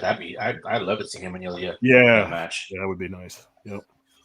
All right. So then next is after that is another man who kind of somewhat annoys me, but is still a great wrestler. Santos Escobar. Santos Escobar makes his way in. Yeah, I'm with you on all fronts of what you just said to describe him. Yeah, he kind of annoys me, but he's a great wrestler, right? I mean, like there's on that. It's more so just because he's trying to play his character in way too much. And he tries to get Andrade to like, hey, you should come and team up with me, and Andrade just laughs at him, and I love it, right? Because like I said from the beginning that I want Andrade to be a part of the LWO because he would be a fucking staple with the LWO. Yeah. And just the way that he reacted to Santos Escobar is telling me, hey, you might do it. It'd be great to see Andrade and Carlito match up together. Yeah. So then after Santos Escobar, we get Karrion Kross in with new music that no one recognized. Yeah, I didn't recognize it at all. No. When the only reason I recognized it was Karrion Kross before I saw him was because of his package, his video package. Yeah. Oh, okay. I was like, whoa, wait, what were you watching? Yeah, whoa, buddy. Yeah. It's the only package that any of us want to watch. But yeah, he comes out, and then of course, again, talking about people who are amazing heels because he makes me hate him so much. Dominic Mysterio. Yeah, I think Dominic Mysterio is like a. Yeah, I mean when he's in the ring and stuff like that, and I just think he's a brilliant heel character because the crowd doesn't even let him talk. No, I mean it's awesome heat. I think it's great. Like the crowd does not even let. I mean, I remember when he first started this heel run and he joined Judgment Day. Everybody was like, "Oh, well, he finally did it." Now, and people were kind of down on Dominic Mysterio, but as soon as he started getting that heat where the crowd wouldn't even let him talk, I said, "This guy is going to be golden. He is going to be golden because he's going to get." I mean, he gets the worst. I mean, out of all the heels, can you think of anybody right now that gets the worst heel reaction? I mean, he gets the worst boos and he gets the worst interruptions of any heel on the roster. I dare you to tell me that there's any heel that gets worse heat than him. And it's awesome because if you watch him, like when he's getting ready to talk, he gives the crowd that half second so they can boo him so that it comes across. He doesn't just try to like your reaction as a normal person to get your words out before they can start booing you so they can hear you. Nope. He wants that heat, so he lets them make sure they all come to a boil, and then he'll start talking so you can't hear anything he says. Yeah, he does the Razor Ramon where he just like he'll do the hey yo and then wait for everybody to just like settle down for a second, give it an extra second for all the boos to come out, and then start talking. Like you remember he was a wrestler that was kind of born during the pandemic before there was crowds, and he had to come back, and man, when they came back and I know he was a face when they came back and he was that, but you remember he wasn't really doing much as a face. He was just kind of Ray's son and all that stuff. And then he moved to Judgment Day. And I felt like that was, that 100%. Dominic was on his own and he was good to go. That's 100% what made his character. See, Dom is a better character than he is a wrestler. So that's the thing is like, it's going to be a while before, cause he's, but you notice he takes characteristics from his father and he takes characteristics from Eddie too. Oh yeah, absolutely. He does the both. He does. He's like the hybrid Eddie and Ray. He's like the hybrid. My thing with Dominic, as far as wrestling goes, he needs to drop. And I know this is not easy for him to do, but he needs to drop trying to do lucha. Because he's too big and lanky to do lucha. Yeah, he is a little bigger. He's too tall to try and do like those quick small moves. You're just too big, man. You need to sadly, not sadly, but I mean like just kind of you need to follow after your Uncle Eddie and not after your dad. Yeah, that's true. He should be probably more like Eddie and less like Ray. You're probably right. Yeah. And it's like I say I hate to say that because I don't think that Ray would like that, but I mean at the same time, play on the strength that your son has. Yeah, I mean, I know you mentioned in the chat last night that he doesn't obviously pull off the 619 as good as Ray, and I would agree with that, but I think that plays into what you're saying. I mean, he just kind of, I'm not going to say he looks ridiculous doing the 619, but it's like he looks off because he's so big. He's so much bigger than Ray.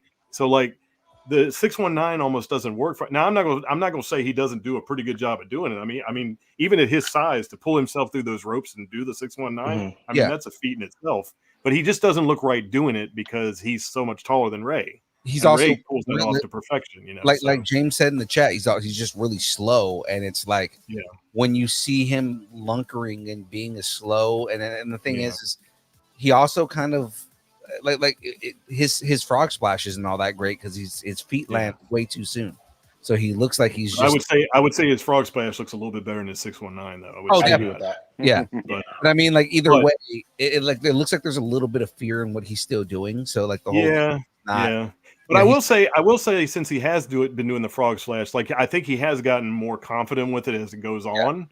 Like I think in the beginning, I think you're right. I think he was a little timid to do the kind of the jackknife move and then kind of go down. But I think he's gotten better as it's gone on. But back to the 619. Yeah, I mean, I know you guys have watched a lot of Ray like I have. I mean, you've seen how quick Ray can pull off that 619 sometimes. Oh yeah, he can make it look lightning quick. But it's because he's got the body for it. He's got the, so he just looks kind of strange doing the 619. Sorry. Yeah. Shout outs to Macho Verse in the chat right now. I think the other thing with Ray in the 619 is he's done it for so long, and because of his height and where it's at, he does it without thinking about it. Oh yeah, it's very natural where you can. He's also been doing it since like the early 90s. So exactly, that's what I'm saying. He's got all those repetitions, and so he knows exactly where he got to be, what he's got to hit, where he jumps from, where everything. It's like all with his eyes closed basically. I think Dom isn't there because he's a little bit more awkward and he's a little bit taller. He has to be very perfect with it. Whereas Ray it just comes very naturally. Right. Hey, my co-host is here. Hey. Look at that. So right after Dominic Mysterio, we get Carlito. Mm-hmm. Cool. Carlito comes in, still showing that he's still got it. Yeah. Bringing the apple back. Bringing the apple back. He came back. He took a bite of the apple, spit it out. Bobby Lashley after that. Yep. By the way, I'm glad Santos Escobar was the one that took the apple. So that was fitting. That was very fitting. So right. Yep. So Bobby Lashley comes in, and then the Nazi sidekick comes on, Ludwig Kaiser. Ludwig Kaiser. You know what? Ludwig Kaiser, he's another one that has priceless reactions.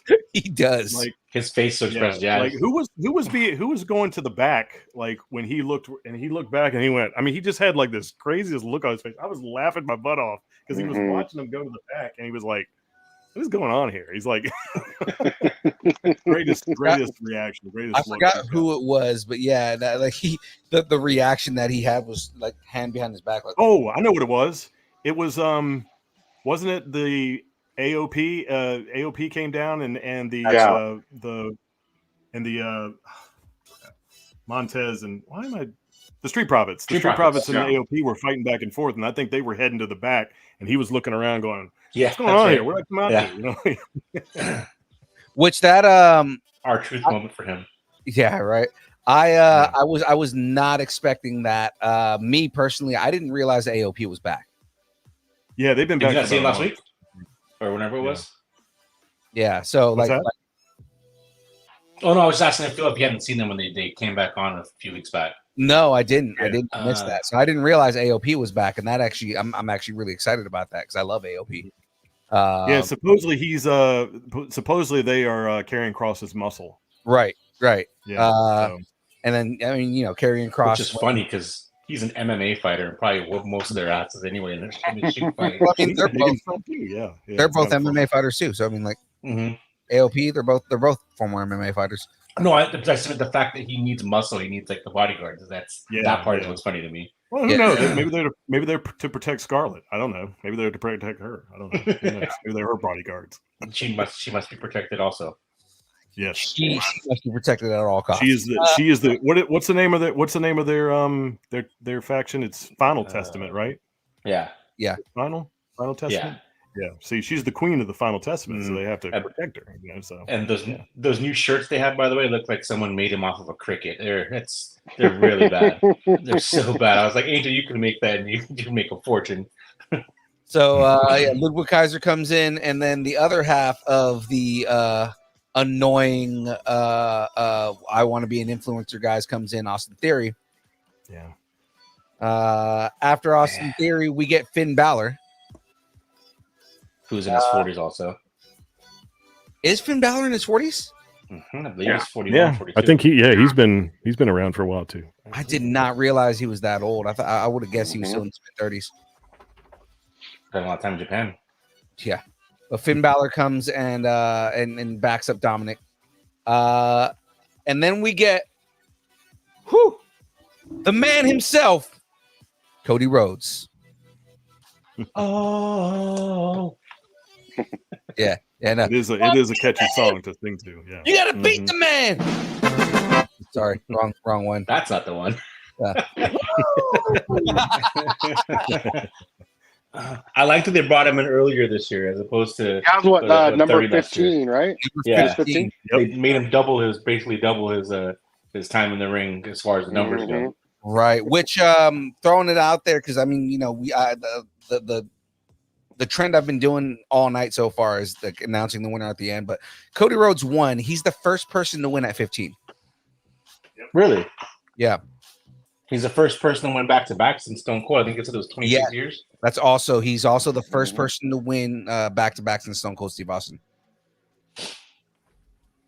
So that's crazy. I mean, that was impressive. I was like, I was thinking to myself, they're of course not going to make him one back-to-back. I was like, how are they going to make him hit, the story? And I was like, this was one of those ones where I was legitimately like, last year I knew I think everyone knew Cody was going to win, but this year was like, is it going to be Cody? Is it going to be Punk?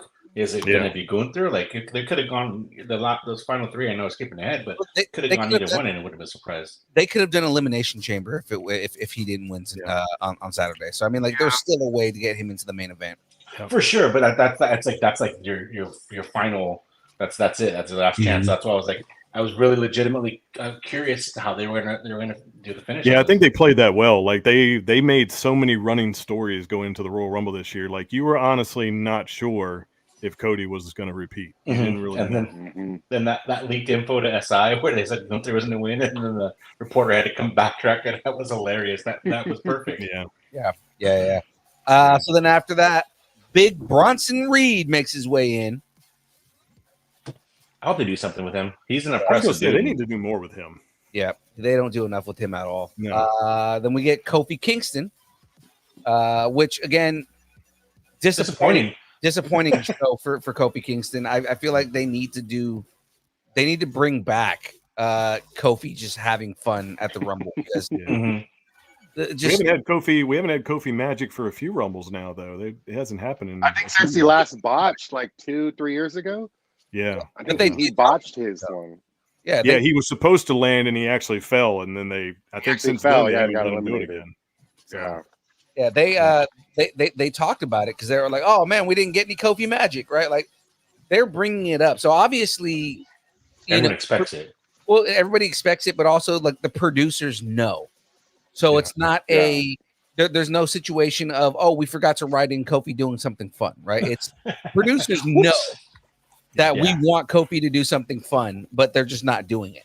They just want to see how many years they can get away with not doing it before the fans start really going like, "Where's the Kofi Magic?" And then they'll start bringing it back again. Yeah, they're waiting on the fans to riot the way they did when he didn't get the title the first time. So it's like, so Kofi Kingston, second most Rumble appearances, right? I think that's he moved into second.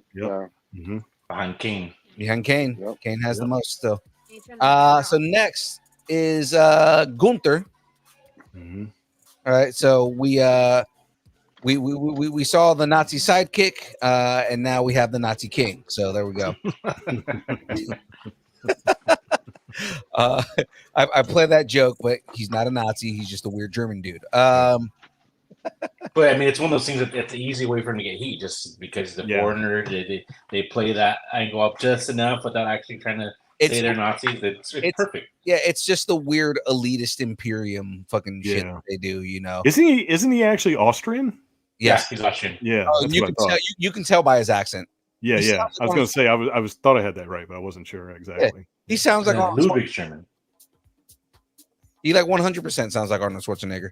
Yeah, yeah. I was going to say that's who he kind of reminds me about a little bit when he talks. So yeah.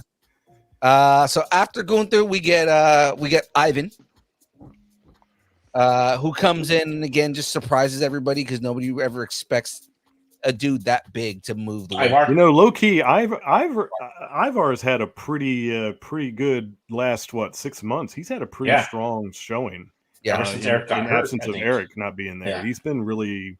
He's had some strong matches. He's definitely been impressive. Good. Absolutely, I agree with you. Yeah, I mean, when Eric went down, you would have thought, oh, well, they're gonna have nothing for him because they were a tag team. They're only a tag team, but they made him relevant without Eric, so that's awesome. Right. Yep. Now, speaking of impressive, right, or just impressive people in general, Braun Breaker in at number 20. Boy, can move. Oh my god! You want to know a background story on this? Yeah. Okay, so this was supposed to be Brock Lesnar's spot. Right, that's right. Yeah, this was supposed to be Brock coming. So he was supposed to. So he took Brock Lesnar's spot. Yeah, he took Brock Lesnar's part of it. spot. Yeah. Yep. I read his eliminations. The way he went out, all of it was. Yeah, all of it was made for Brock, but it went to Braun instead. Mm-hmm. Yeah, he definitely lives up to that hype. Mm-hmm. Because I mean. You want to go into somebody who's like just a beast in general. Braun Breaker is a dude that 100% fits that role. Yep. We got a Steiner here. Nice. Yeah, I 100% expected Braun to get drafted when they did that sham of a draft last year after Mania, and when he didn't, I was like, wow, I was really surprised he didn't. Yep. And now he's in a tag team with Baron Corbin. Baron Corbin. Which, to be honest, they're actually pretty impressive, and they are. I kind of like them. The Wolf Dogs have gotten over for me. Yeah, I like their entrance where like Corbin comes in, thinks that something's gonna happen, and then Braun Breaker comes out and he's like, "Fuck." What the fuck, man? He just like ruined my entire entrance. Like, nobody wants to see your entrance. No one cares. Everyone wants to see me. Yeah, the way they go back and forth with the banter when they're being interviewed backstage at NXT is absolute. It's priceless. It's great. Mm-hmm. They look like they were made to be together. Yeah, it was almost like they're that unorthodox odd couple tag team, and it just works. It works. Mm-hmm. And they're just two big motherfuckers. Yep. Absolutely. Now after Braun Breaker, we get another massive beast of a man. Almost comes in. Did you see how he had to duck when he came in? Like, oh my god! I'm like, is he really that tall? I mean, they list him 7'3". I think he's 7'3". 7'3". Omos is a big dude, man. He's a monster. I mean, he's big. I mean, and you know the funny thing is, I still have it hard to believe that he was Akira Tozawa's giant ninja back during the pandemic when they were at the Performance Center. He was the giant ninja that was running around with Akira Tozawa. Yeah. Wow. Before they indirectly became the Retribution group or whatever. So, but then also wasn't he also like the doorman of that MMA? Yeah, the stream that Shane was doing. Yeah, the Raw Underground. Yeah, you're right. He was. Yeah, absolutely. Yeah, he's giant. My God. So at this point. We've got Omos in the ring. We've got Braun Breaker in the ring. Pat McAfee comes in at number 22. Classic. And you know, like it made me laugh because like Pat McAfee has done well in the Rumble, right? Mm-hmm. And like he's another dude that like, you know, kind of like took to wrestling and you know, actually did a good job. Gets in the ring and it's Braun Breaker and Omos. Yeah. And gets out of the ring, and then gets back in and is like, no, I'm just kidding. I'm not jumping out. And then realizes that's Omos. Yeah. Yeah. I hate to say this, but I almost didn't like this spot. I almost didn't because I was just like, that's just not the Pat McAfee I know. It's like he would at least have. I mean, I understand why they did it. But I'm just saying, like, I almost was like a little disappointed that that's what he did. Like he just eliminated himself. But like I said, I get it. I get why they did it. I get why. But it was almost like it was kind of a damper a little bit. But it was still entertaining, like the way he went in there and he looked and he went, "Oh yeah, no, I'm not doing this. No, that's all right." You want some of this, old man? Nope. Nope. I'm going to live to see another day. Nope. Okay. You want some of this, old man, was exactly what he said at WrestleMania last year, and Really? and then by Vince McMahon. Yeah. Wow. I don't know how. Oh no, I know how, because it's fucking Vince McMahon. All right. Thank God Vince has officially fired, which we will not get into at all. But number 23, JD McDonough. Which JD McDonough basically does an R-Truth. Yeah. and now, I don't know what's happening right now. For just 1 second, have you guys? And I'm just going to talk about another YouTuber here for a minute. Have any of you guys watched JD from New York? Have any of you guys watched YouTube? Okay. Have you guys heard the numerous nicknames that he calls JD McDonough? I think it's so hilarious when he starts talking. I mean, he calls him JD McNugget. He calls him JD Big Mac or anything that ends with a Mick. He said it on his podcast. I mean, I almost counted one night the different nicknames. It was kind of funny. I mean, he was coming up with some good ones. But so every time I hear his name, I think about all those nicknames that JD gives him. It's kind of funny. And he's also named JD, which is kind of a little bit of a coincidence too, which is really weird. So JD McRiblet comes in. See, you're doing it. There we go. We got JD McDonald's, and he set a new record. Was it? Did he? He set a new record. He only lasted 3 seconds. I was going to say beat Santino. He's Warlord. Is it Santino or Warlord? Time in a Rumble. Santino, I think, has the record. Had the record. Yeah. I think it's JD. I think I saw that on social media. It was on the poster that he broke the record for the shortest amount of time in a Rumble. Yeah, JD McDonough gets done kind of dirty, man. Yeah, I think but I think it's more so like he's just like he takes it in stride and is just like. I was gonna say, you know what? I give him so much credit because he definitely knows how to sell. Yeah, he sells like with the best of them. I mean, that RKO he took off the War Games cage I mean, that was perfection. The way he took that RKO. I mean, that was great. Because the dude is actually a decent wrestler. That's why I'm I mean, he sells great. I will give him that. He sells great. So we get the JD McDonough spot. Right after that, R-Truth makes his way in. And this is when I realized I was wrong, that he was still in the Royal Rumble. So biggest pop of the night. He should. He did get the hot tag, biggest pop. That was funny. He tried to make it a tag match. That was so hilarious. Oh my god! He tries to make it a tag match. Not only that, he we find out on Saturday that he is officially not a part of the Judgment Day. Yeah.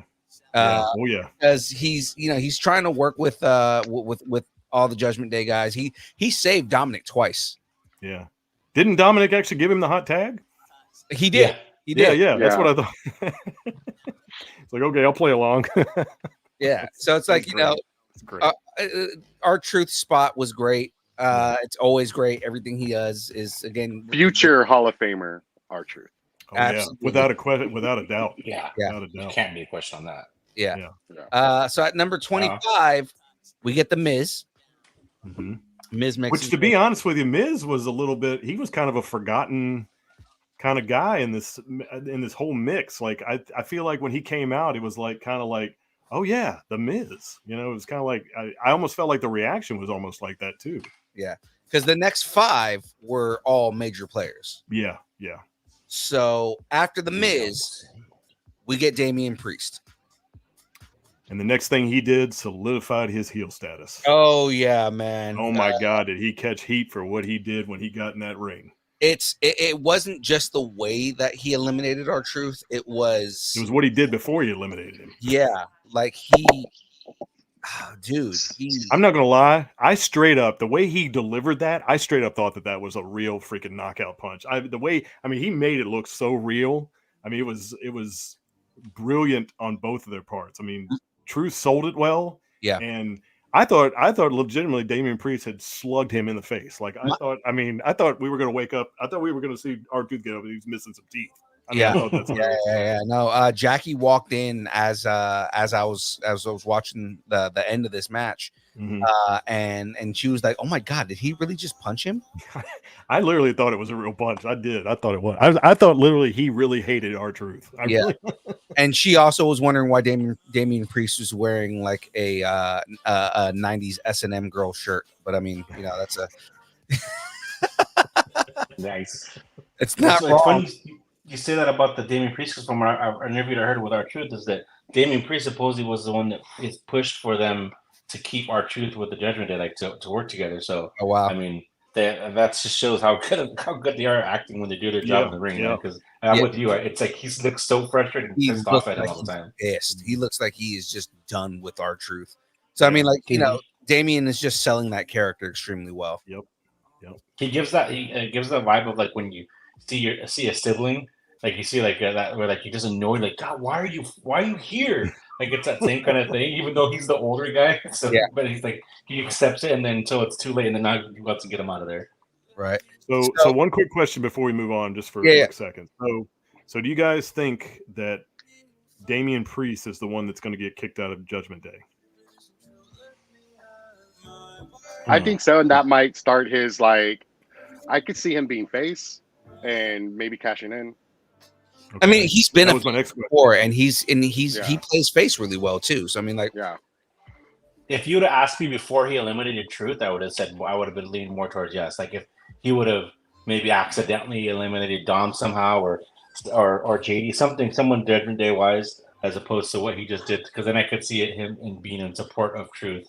The same way, like I said, that sibling thing, even though he's still my brother, even though he knows the shit out of me. But so I think it's going to be harder for him to make that turn. But I mean, it's not out of the realm of possibilities for sure.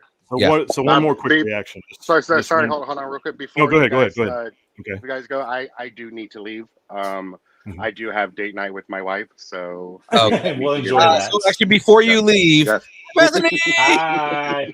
Before you leave, and I know, Jester, you wanna get a comment in, but I have to get this in before Daniel leaves. Go ahead. Right, go ahead. Number 27, Daniel's all-time favorite person of all time. CM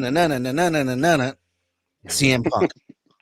Yes, I really wanted him to win. Kind of sucks, and especially the news that came out today is also very, very heartbreaking. He was the main reason I was going to WrestleMania. So that AEW injury came back to haunt him again. Pulled his tricep, right? I think Brian Alvarez said it came completely off the bone, is what I read on Twitter. Separated it. So we're looking at like maybe half a year off. So raw spoiler. And they showed a video. I don't know if y'all saw it on social media. They showed a video of him sitting next to the announce table, like on the floor after the Rumble. Yeah, I saw that. And you saw a look on his face. He already knew what he had done. I think I also read on Twitter that like it was when McIntyre DDT'd him, and right away he like rolled to like the side of the ring, and and he was talking to a ref saying like, "Hey, like I think I really hurt myself." Yeah. So which explains why he couldn't get the GTS. I was like, that was a very bad GTS, but now it makes sense. Yeah, because all of us were looking at him like, oh, he's gassed, he's tired, and all this other shit. No, he was hurt. He was hurt. He was legitimately hurt. Yeah. Well, Daniel, enjoy date night. Yeah, enjoy date night. I just wanted to make sure that we had CM Punk before you left, man. So, all right, guys. Hey, you have. I'm gonna finish it on my phone watching you guys. For sure. Don't do it. It's date night. Well, on the drive. I was gonna say Bethany likes us though, so it's okay. Yeah, we're talking about you. They're not. She can't hear. All right, guys. All right, guys. Go, man. Take it easy. Yeah, that really sucks about CM Punk, because I know, man, that was one of the things we were looking forward to. Whatever he was going to be doing at WrestleMania was, So, but hey, got to get him healthy and hopefully he comes back stronger than ever. Right. So at number 28, hold on. You had one more thing about Priest. You were saying yeah. I think, wasn't there or no? Wasn't there something else you had about Damian Priest? You were about to say something. Me? Yeah. Yes. I was. Oh, yeah. I'm sorry. Yes. So, quick reaction, just real quick, because I don't want to tie up too much of this, or we can talk about it a little bit later. Do you think he has a successful cash in, or do you think he has a failed cash in? Eventually. The only way I see him having a successful cash in is if Rollins makes it back from Mania, and that's how he cashes in. That's how I see it happening. I think he's going to have a successful cash in, but it's going to be against Gunther and not against. It's not going to be against the world title. Interesting. So you think he's going after the IC title? I think he's going to go after the Intercontinental. You think so? Yeah. Okay. They could really play up the whole Dusty in the story and let Cody win, and then have Damon cash in on him. And so as soon as he wins the title, he loses it. Yeah, I mean, they could. I feel like that would really bury Cody, though. Piss people, man. I think that would, but I don't know. So, well, I don't know, because the thing I always think about is in this, I don't want to go too long because I know Phil wants to get through the rest of the Rumble, but if you think about it, they could do this they could do it similar to the way they did it when Edge cashed in on John Cena the first time, when he was the very first Money in the Bank winner. You know how he cashed in at New Year's Revolution, and then 3 weeks later, John Cena beat him again for the title. And then, it started a big rivalry, and then Edge would win the title again and everything. I don't know if that's what they want to do with Cody and Damian. That's the only thing. I don't know if that's the program they want to do. But I mean, they could do it, and they could do it that way and maybe make both of them look strong.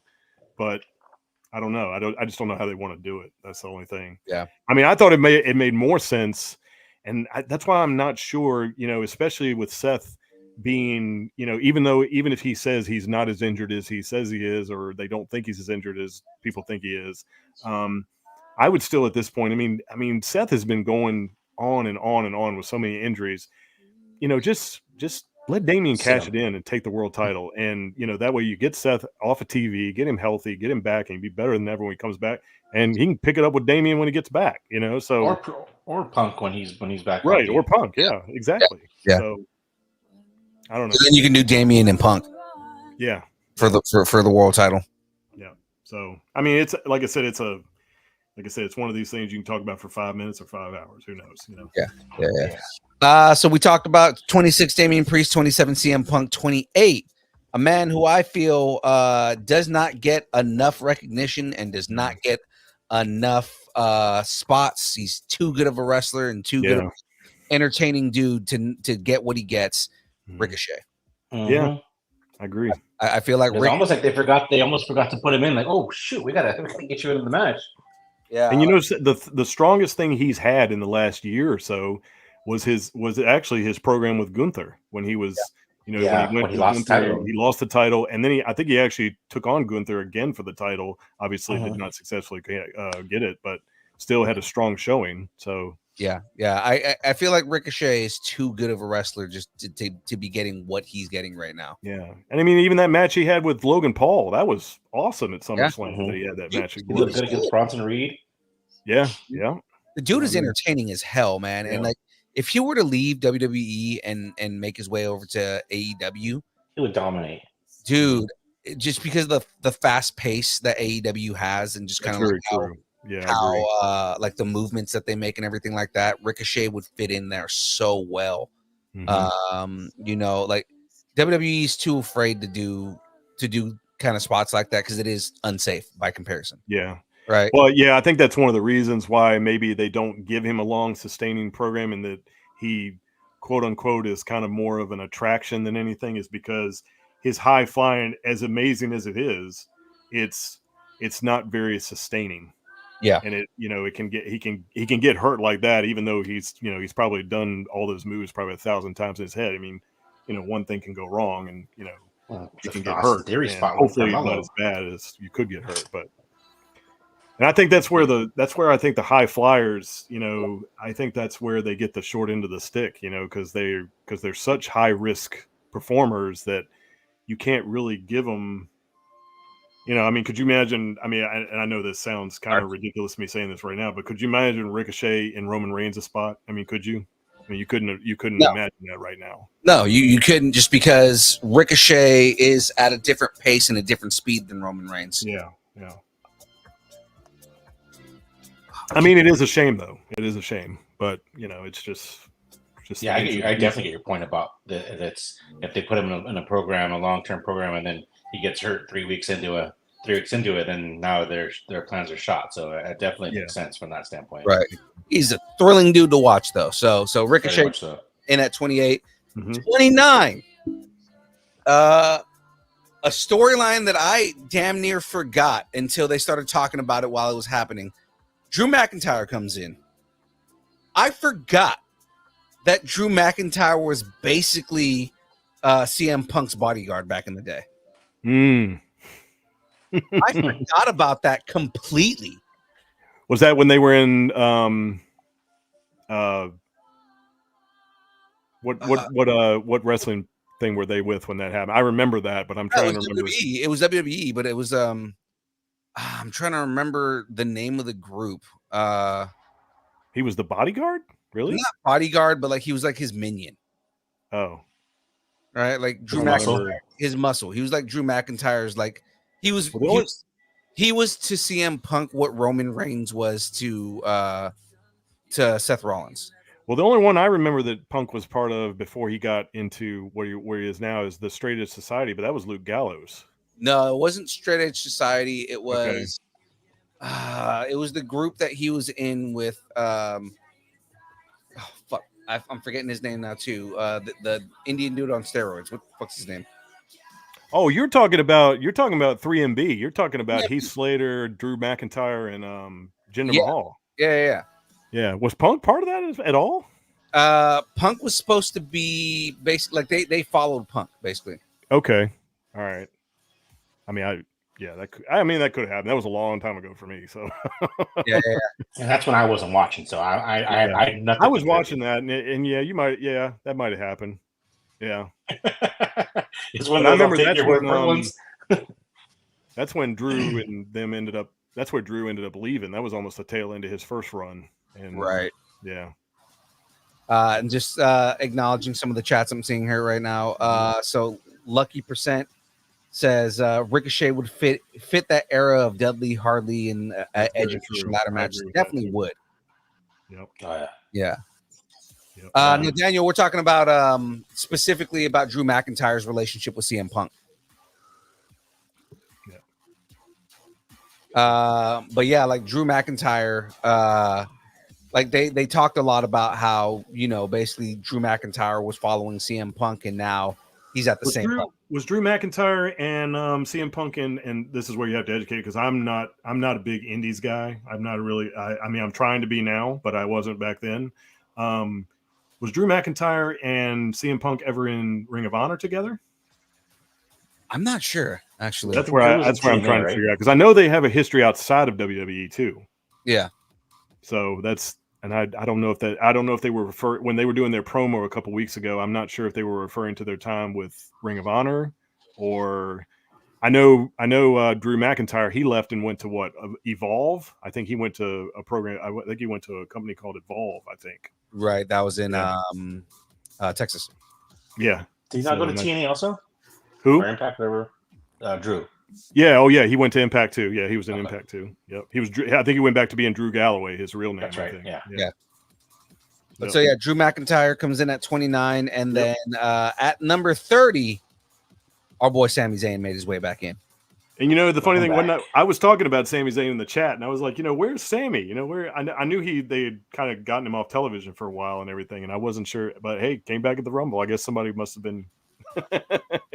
Somebody had some mind reading things going on there.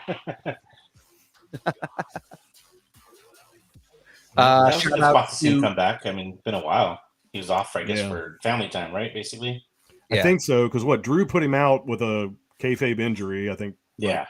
Shattered his knee supposedly on TV or whatever, and then he took some time off, and then he came back for the Rumble. So that's good. And we'll see where he goes from there now. Yeah. Between now, I think he's got unfinished business with Drew too. So that's true. I'd watch that match at Mania for sure. Yeah. So yeah. So in the end, push comes out and everything like that, and then everything that happened. Basically, we get CM Punk and Cody Rhodes at the end of the match, which, one, that's already something that everybody wanted to see again. We haven't seen it. Did they ever fight in AEW? No. In fact, Cody addressed that. They never fought in AEW. So they didn't actually Tony missed a lot of money. Yep. Yeah, it was basically something that everybody wanted, right? Was to see the two of them. Actually, that question was asked during the media scrum after the pay-per-view. Actually, somebody asked him about CM Punk, and he actually acknowledged that. He said, "Yeah, CM Punk and I never hooked up in AEW. We never came face to face or anything like that." Yeah. So, and I mean, like, given that the time that they were both at AEW was a very short window. True. Yeah. Because they weren't. Cody wasn't still there for very long. Well, Cody was on his way out when Punk was coming in. So, exactly. So it was like it was probably like a good maybe month or 2 months, I think. Yeah, because it wasn't very long, right? Yeah. And I mean, like, it's something where you could have made something, but if Cody was already leaving, they weren't going to write a storyline with him and CM Punk. So, now you have a chance where you get to see that dream matchup. Yeah. Of Cody Rhodes and CM Punk, two of the people who are considered the best in the world. And with the unfortunate news, now you have to wait even longer. You have to finish. You have to CM Punk with Seth and CM Punk with Cody. At some point, we're going to run out of time here. I mean, if his body keeps doing what it's been doing to him, unfortunately failing him, Yeah. Because Punk's not getting any younger, so it's and that's not in the same. The crazy thing is that he's in good shape for what he is. He's definitely a lot bigger than he's been in the past. Yeah. But I mean, you look at him and you look at like some of the other guys that are in his age group in the WWE, and that you could tell the difference in, I guess, the work that they put into their bodies as far as to hold up to all the punishment they take. CM Punk has never been a particularly ripped dude. He's always been kind of a small guy. Yeah, no, 100%. And probably what played a lot into it too is, let's face it, Punk hasn't been in the ring a lot. I mean, from when he had his match at this summer at All In London, that was basically his last match until he came to WWE, and he still didn't wrestle in WWE until a house show against Dominic, like the day after Christmas. Right. And that was his first match in WWE, being back when he came back at Survivor Series. So when he came into the Royal Rumble, like, he hadn't had, I think that was technically his first match on TV, wasn't it? Or did he wrestle? Yeah, his first television match in WWE. Yeah, his first match. So he'd only had one match with Dominic on a house show. I think he had two. I think he had it at MSG, and then when they came to LA, I think he had it as well. Right. So, I mean, like I said, it sucks that he got hurt and stuff, but I mean, it's almost like, I don't want to say that, it's just the fact that he just probably hasn't been in the ring, and his body probably just gave out on him because he hasn't really, he hasn't really had that in-ring presence, since he left, over the summer. He was a commentator for like a good amount of time, before he got back in the ring again, So, I mean, that also probably didn't help that he just wasn't training at all. Yeah. It's just been a long time. I did want to bring up this spot towards the end. Mm-hmm. I didn't wait 10 years to lose to Dusty Rhodes' kid. Yeah. Yeah. Which commentator said that? Punk said that mid-match. He said that in the match? I know the cut. I don't think I heard actually Punk say it, but then I heard somebody on the announce table like echo it. I thought they said it again after Punk said it. Yeah. They might have, That's what I heard for the first time. That was a big deal, man. It just kind of like plays into that character, that storyline, everything going on, the I'm the best in the world attitude, right? I didn't wait 10 years to lose to Dusty Rhodes' kid. Yeah. And what's crazy is knowing what we think we know now as far as his injury, his legit injury, had already happened by then. So he's still playing his character. He's still doing his best to get that whole match over. So I mean, kind of even more credit to him just to be able to maintain and still stick to where he's at. Yeah, well, not only that, I mean, he knows that even though he's injured right now, he said he probably still has to set those breadcrumbs because they're going to meet one day. They're going to meet in the ring one day, And so they're going to have to, regardless of, when it happens, it's really a good idea. And I'm sure Triple H is a very big advocate of this. You still have to lay the breadcrumbs. Yeah. And, whether it happened, well, obviously it's not going to happen at Mania, not at Perth, not at anything like that. But, this could be, depending on how long he's out, this could be SummerSlam still might be too soon too. Because torn triceps, that's no joke. So, yeah.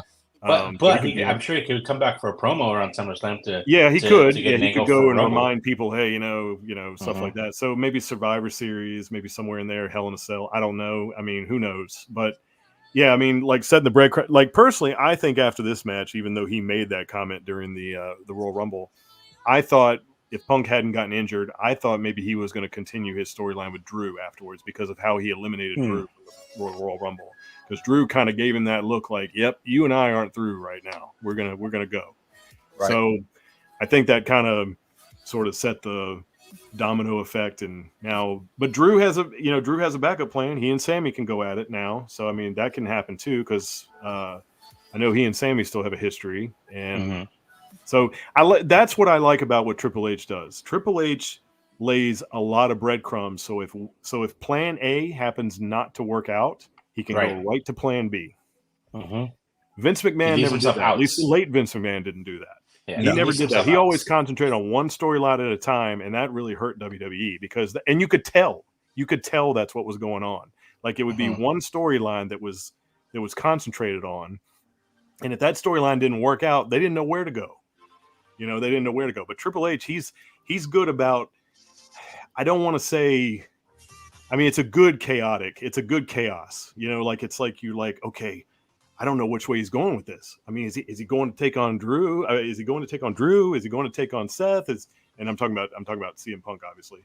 And then Drew, is he going to take on CM Punk? Is he going to take on Cody? Is he going to take on, who's he going to take on? You don't know like what's next in the shoot, but you just know it's coming at some point. Right. And like he said, that's what I like about what Triple H does. No, for sure. Like we were talking about those breadcrumbs.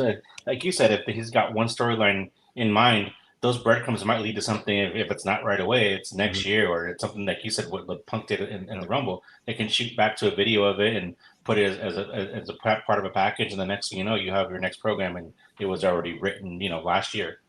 And just to use this as an example, and I'm not going to go in the weeds about this really, but it's kind of in a little way why the Roman Reigns storyline has gone kind of stale. Because that was the storyline that's been concentrated on for the last how many years? What? And and look at the amount of opponents they've had to come up with for Roman, and sometimes even recycle through opponents. Yeah. And only now is Roman getting some fresh faces to face, because I mean to my knowledge during his run he had never faced AJ Styles. He had never faced Randy Orton.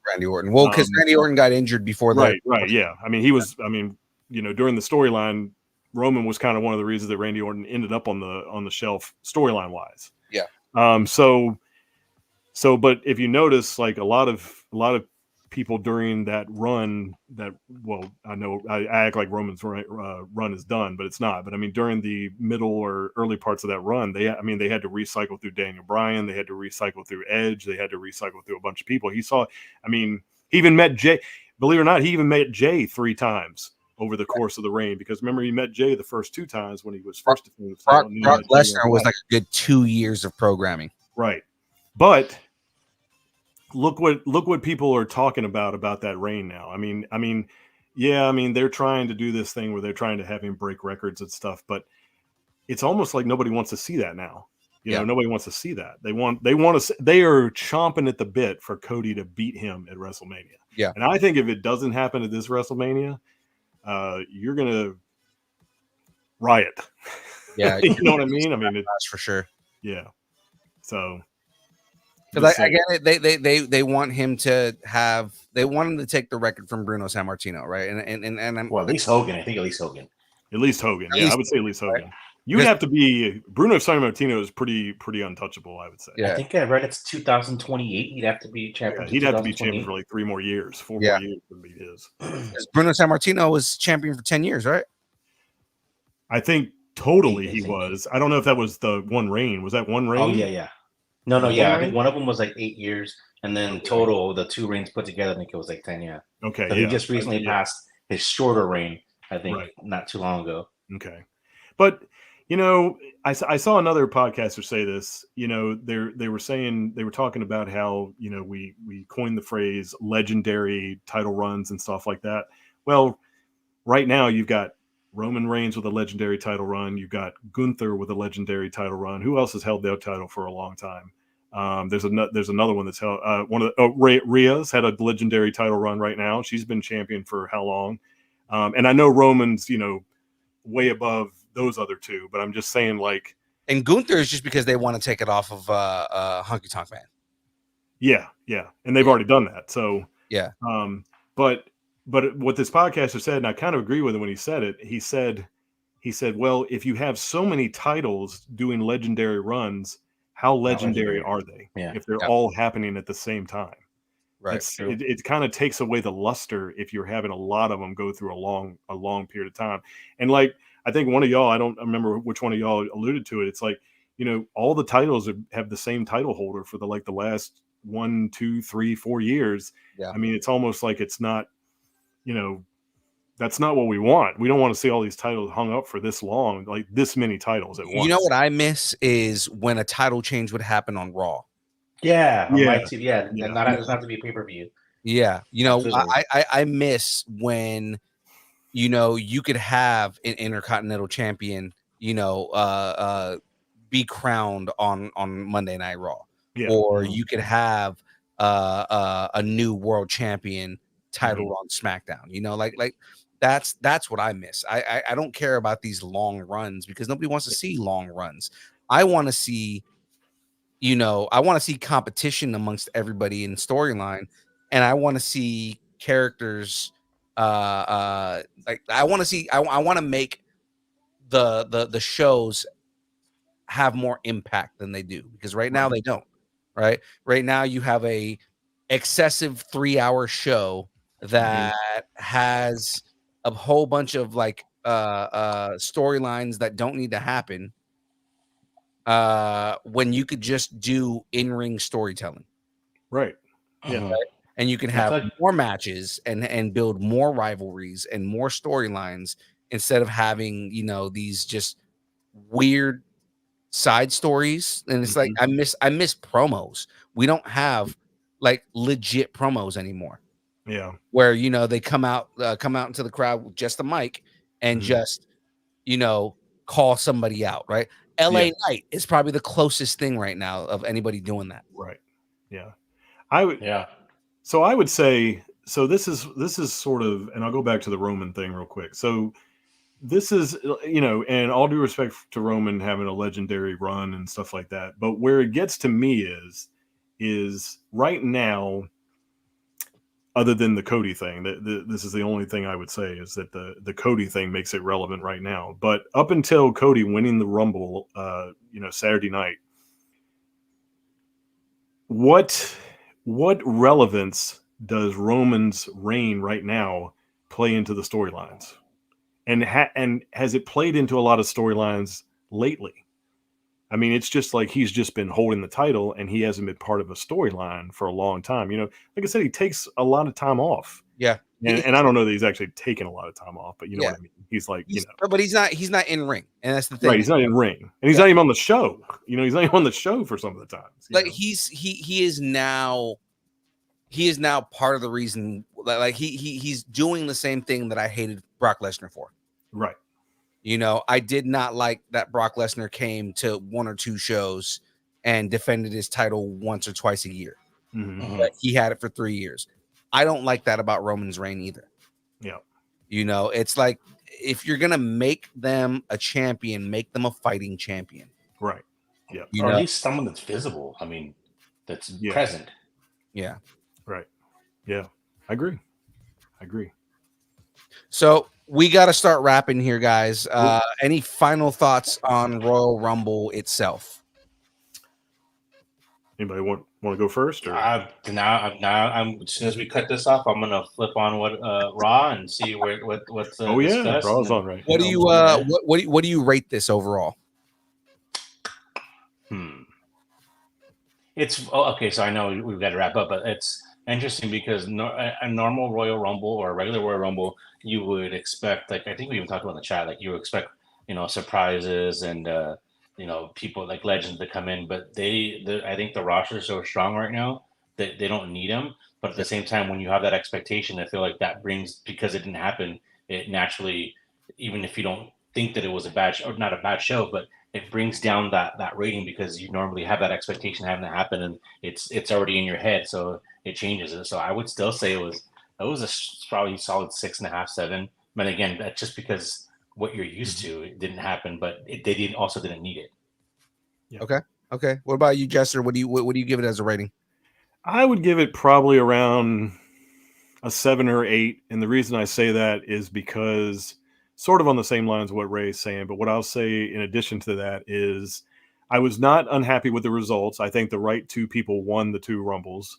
Right. However, I think in some spots the Rumbles were kind of, it's a terrible term to say. I don't want to say they were weak, but obviously there were some big surprises in each Rumble. I think the women's Rumble had more surprises than the men's did. Mm-hmm. I think that one got the bigger pop than the men's. They had the viral moment. Yeah, they had. Yeah, but what I would say is other than that, I would say a lot of the Rumble action itself was a little. It was like something was missing. It was like something was missing. Like, I don't know if it was just that. It was like once those surprises showed up, you got that pop, with Naomi coming out at number 2, you got Jade coming out at number 28, you had the pops and stuff, you had the surprises, but with the women's Royal Rumble, like they had some dead periods in there too, a little bit. Yeah. And it was the same with the men's Rumble too. The men's Rumble seemed to have more dead areas just because there weren't as many surprises in the men's as there was the women's, but It was still a solid show. I'm not taking away from it. It was still a solid show, but it was like, it just felt like something was missing. That's all. Gotcha. Yeah. I would give this, if anything, I'd give it a solid 7 Cody cutters out of 10 confused R-Truths. Out of 10 one-armed GTSs. I almost said 7 separated triceps, but I was like, pick a man when he's down, right? Yeah. So that is it from us, guys. I thank you guys for coming on the show. We're talking some Royal Rumble and whatnot, giving insight and everything like that. Let's do some pluggables here, guys. Ray, put yourself over. If anybody wants to follow you and find out what Raider Ray is up to, put yourself over, sir. I mean, you can follow me at Raider Ray, RAY. It's just as it's on screen, but I assure you're going to be disappointed because there's not a whole lot that I share on social media. My Instagram is usually just shared stories and pictures here and there. So I'm much more of a lurker, I guess, for as creepy as that is. Yeah. We need more Raider Ray on our shows. Well, as soon as I get out of work somewhere, I definitely will. There we go. Jester G-Man, put yourself over, sir. All right. So I don't really have like a lot of pluggables as far as the social media, like Instagram and stuff like that, but I'm hopefully this week, I'm going to become a long-time consumer, first-time creator, where I'll be starting my own YouTube channel this week. I hope so. Nice. Fingers crossed. Doing the first episode, hopefully dropping it this week. I'll talk a little bit more about the Rumble and stuff like that and everything. And it's at, I haven't even used it. It's the STS Wrestling Channel is what it's called. Okay. So you just type that in the search engine, you can find it. It's the only one out there like it. So, and hopefully you'll be seeing some content on there pretty soon. So. Sweet. Absolutely. And of course, ladies and gentlemen, you know who I am. I'm your boy, Young Phil, Distance Nerding. Obviously, we had this surprise show today, but tomorrow we're going to be doing the download as usual. News, rumors, trailer reactions. We've got a whole bunch of stuff going on that. And then, of course, Thursday, we've got a guest by the name of Tim the Jack, who is coming on. He has a comic book called Poe Noir. And essentially what it is it is Edgar Allan Poe, like all the Edgar Allan Poe stories, but like done in film noir in a comic book. So very interesting. I'm excited for it. It's going to be a whole bunch of fun. We're going to be interviewing Tim and continuing our brackets and everything like that. Of course, ladies and gentlemen. I said sweet. Ladies and gentlemen, of course, if you want to connect with us at Instagram, Facebook, Twitter, Twitch, TikTok, Threads, YouTube, Discord, MySpace, Vine, GeoCities, Friendster, Second Life, AIM, Farmers Only, Christian Mingle, OnlyFans. It's only pictures of Aaron Watson's feet and mandals, the beard, and Raider Ray. Not my feet. I don't have feet. No, just the top of Raider Ray's head. It's the only porn anybody ever wants to watch. All right, ladies and gentlemen, if you'd like us to break up with your boyfriend, girlfriend, significant other, pet, schoolyard bully, annoying neighbor, or just tell us how much you enjoy us, hate us, or wish the internet would completely consume us and spit us out at the feet of Vincent Kennedy McMahon, send us an email at dist. What? Huh? What? It's a dead space. Yeah. Hey. It was a great show today, guys. It was awesome. Distancenerding at AOL.com. Distancenerding at AOL.com. Did you mute yourself? No. I basically it's part of a running joke. Yeah, it's a running joke. I don't know if you noticed there's a big space between the T and the A. Yeah. Yes. That's great. I tried to play it. I'm sorry. I love I was the one in the dark. I love that you picked up on the joke immediately and was like, "Oh, I'm going to play the James part in this." I was trying to emulate my best James. You know, James obviously does it much better, but I tried to emulate. I screwed the pooch. You did a great job, man. And then, of course, if you send us an email, we'll read it on air. So, guys, that's it from us. Again, we will see everybody tomorrow at 6:30 Pacific Standard Time. As always, thanks, and keep nerding together. We will see you guys later. It is dance party time, so I want to see Jester G-Man do his best dance party here. What we got? It's a beagle. And I got my one pop.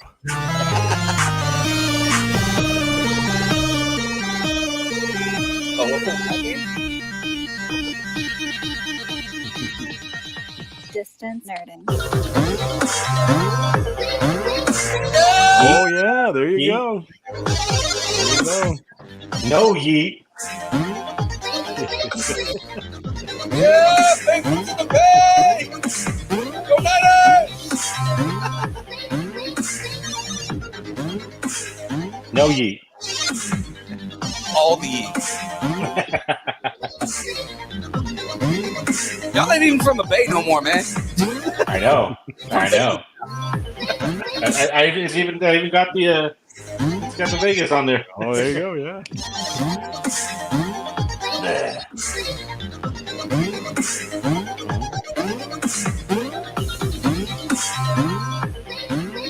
Tell you what, the distance nerding theme is such a catchy theme. It is. It definitely is.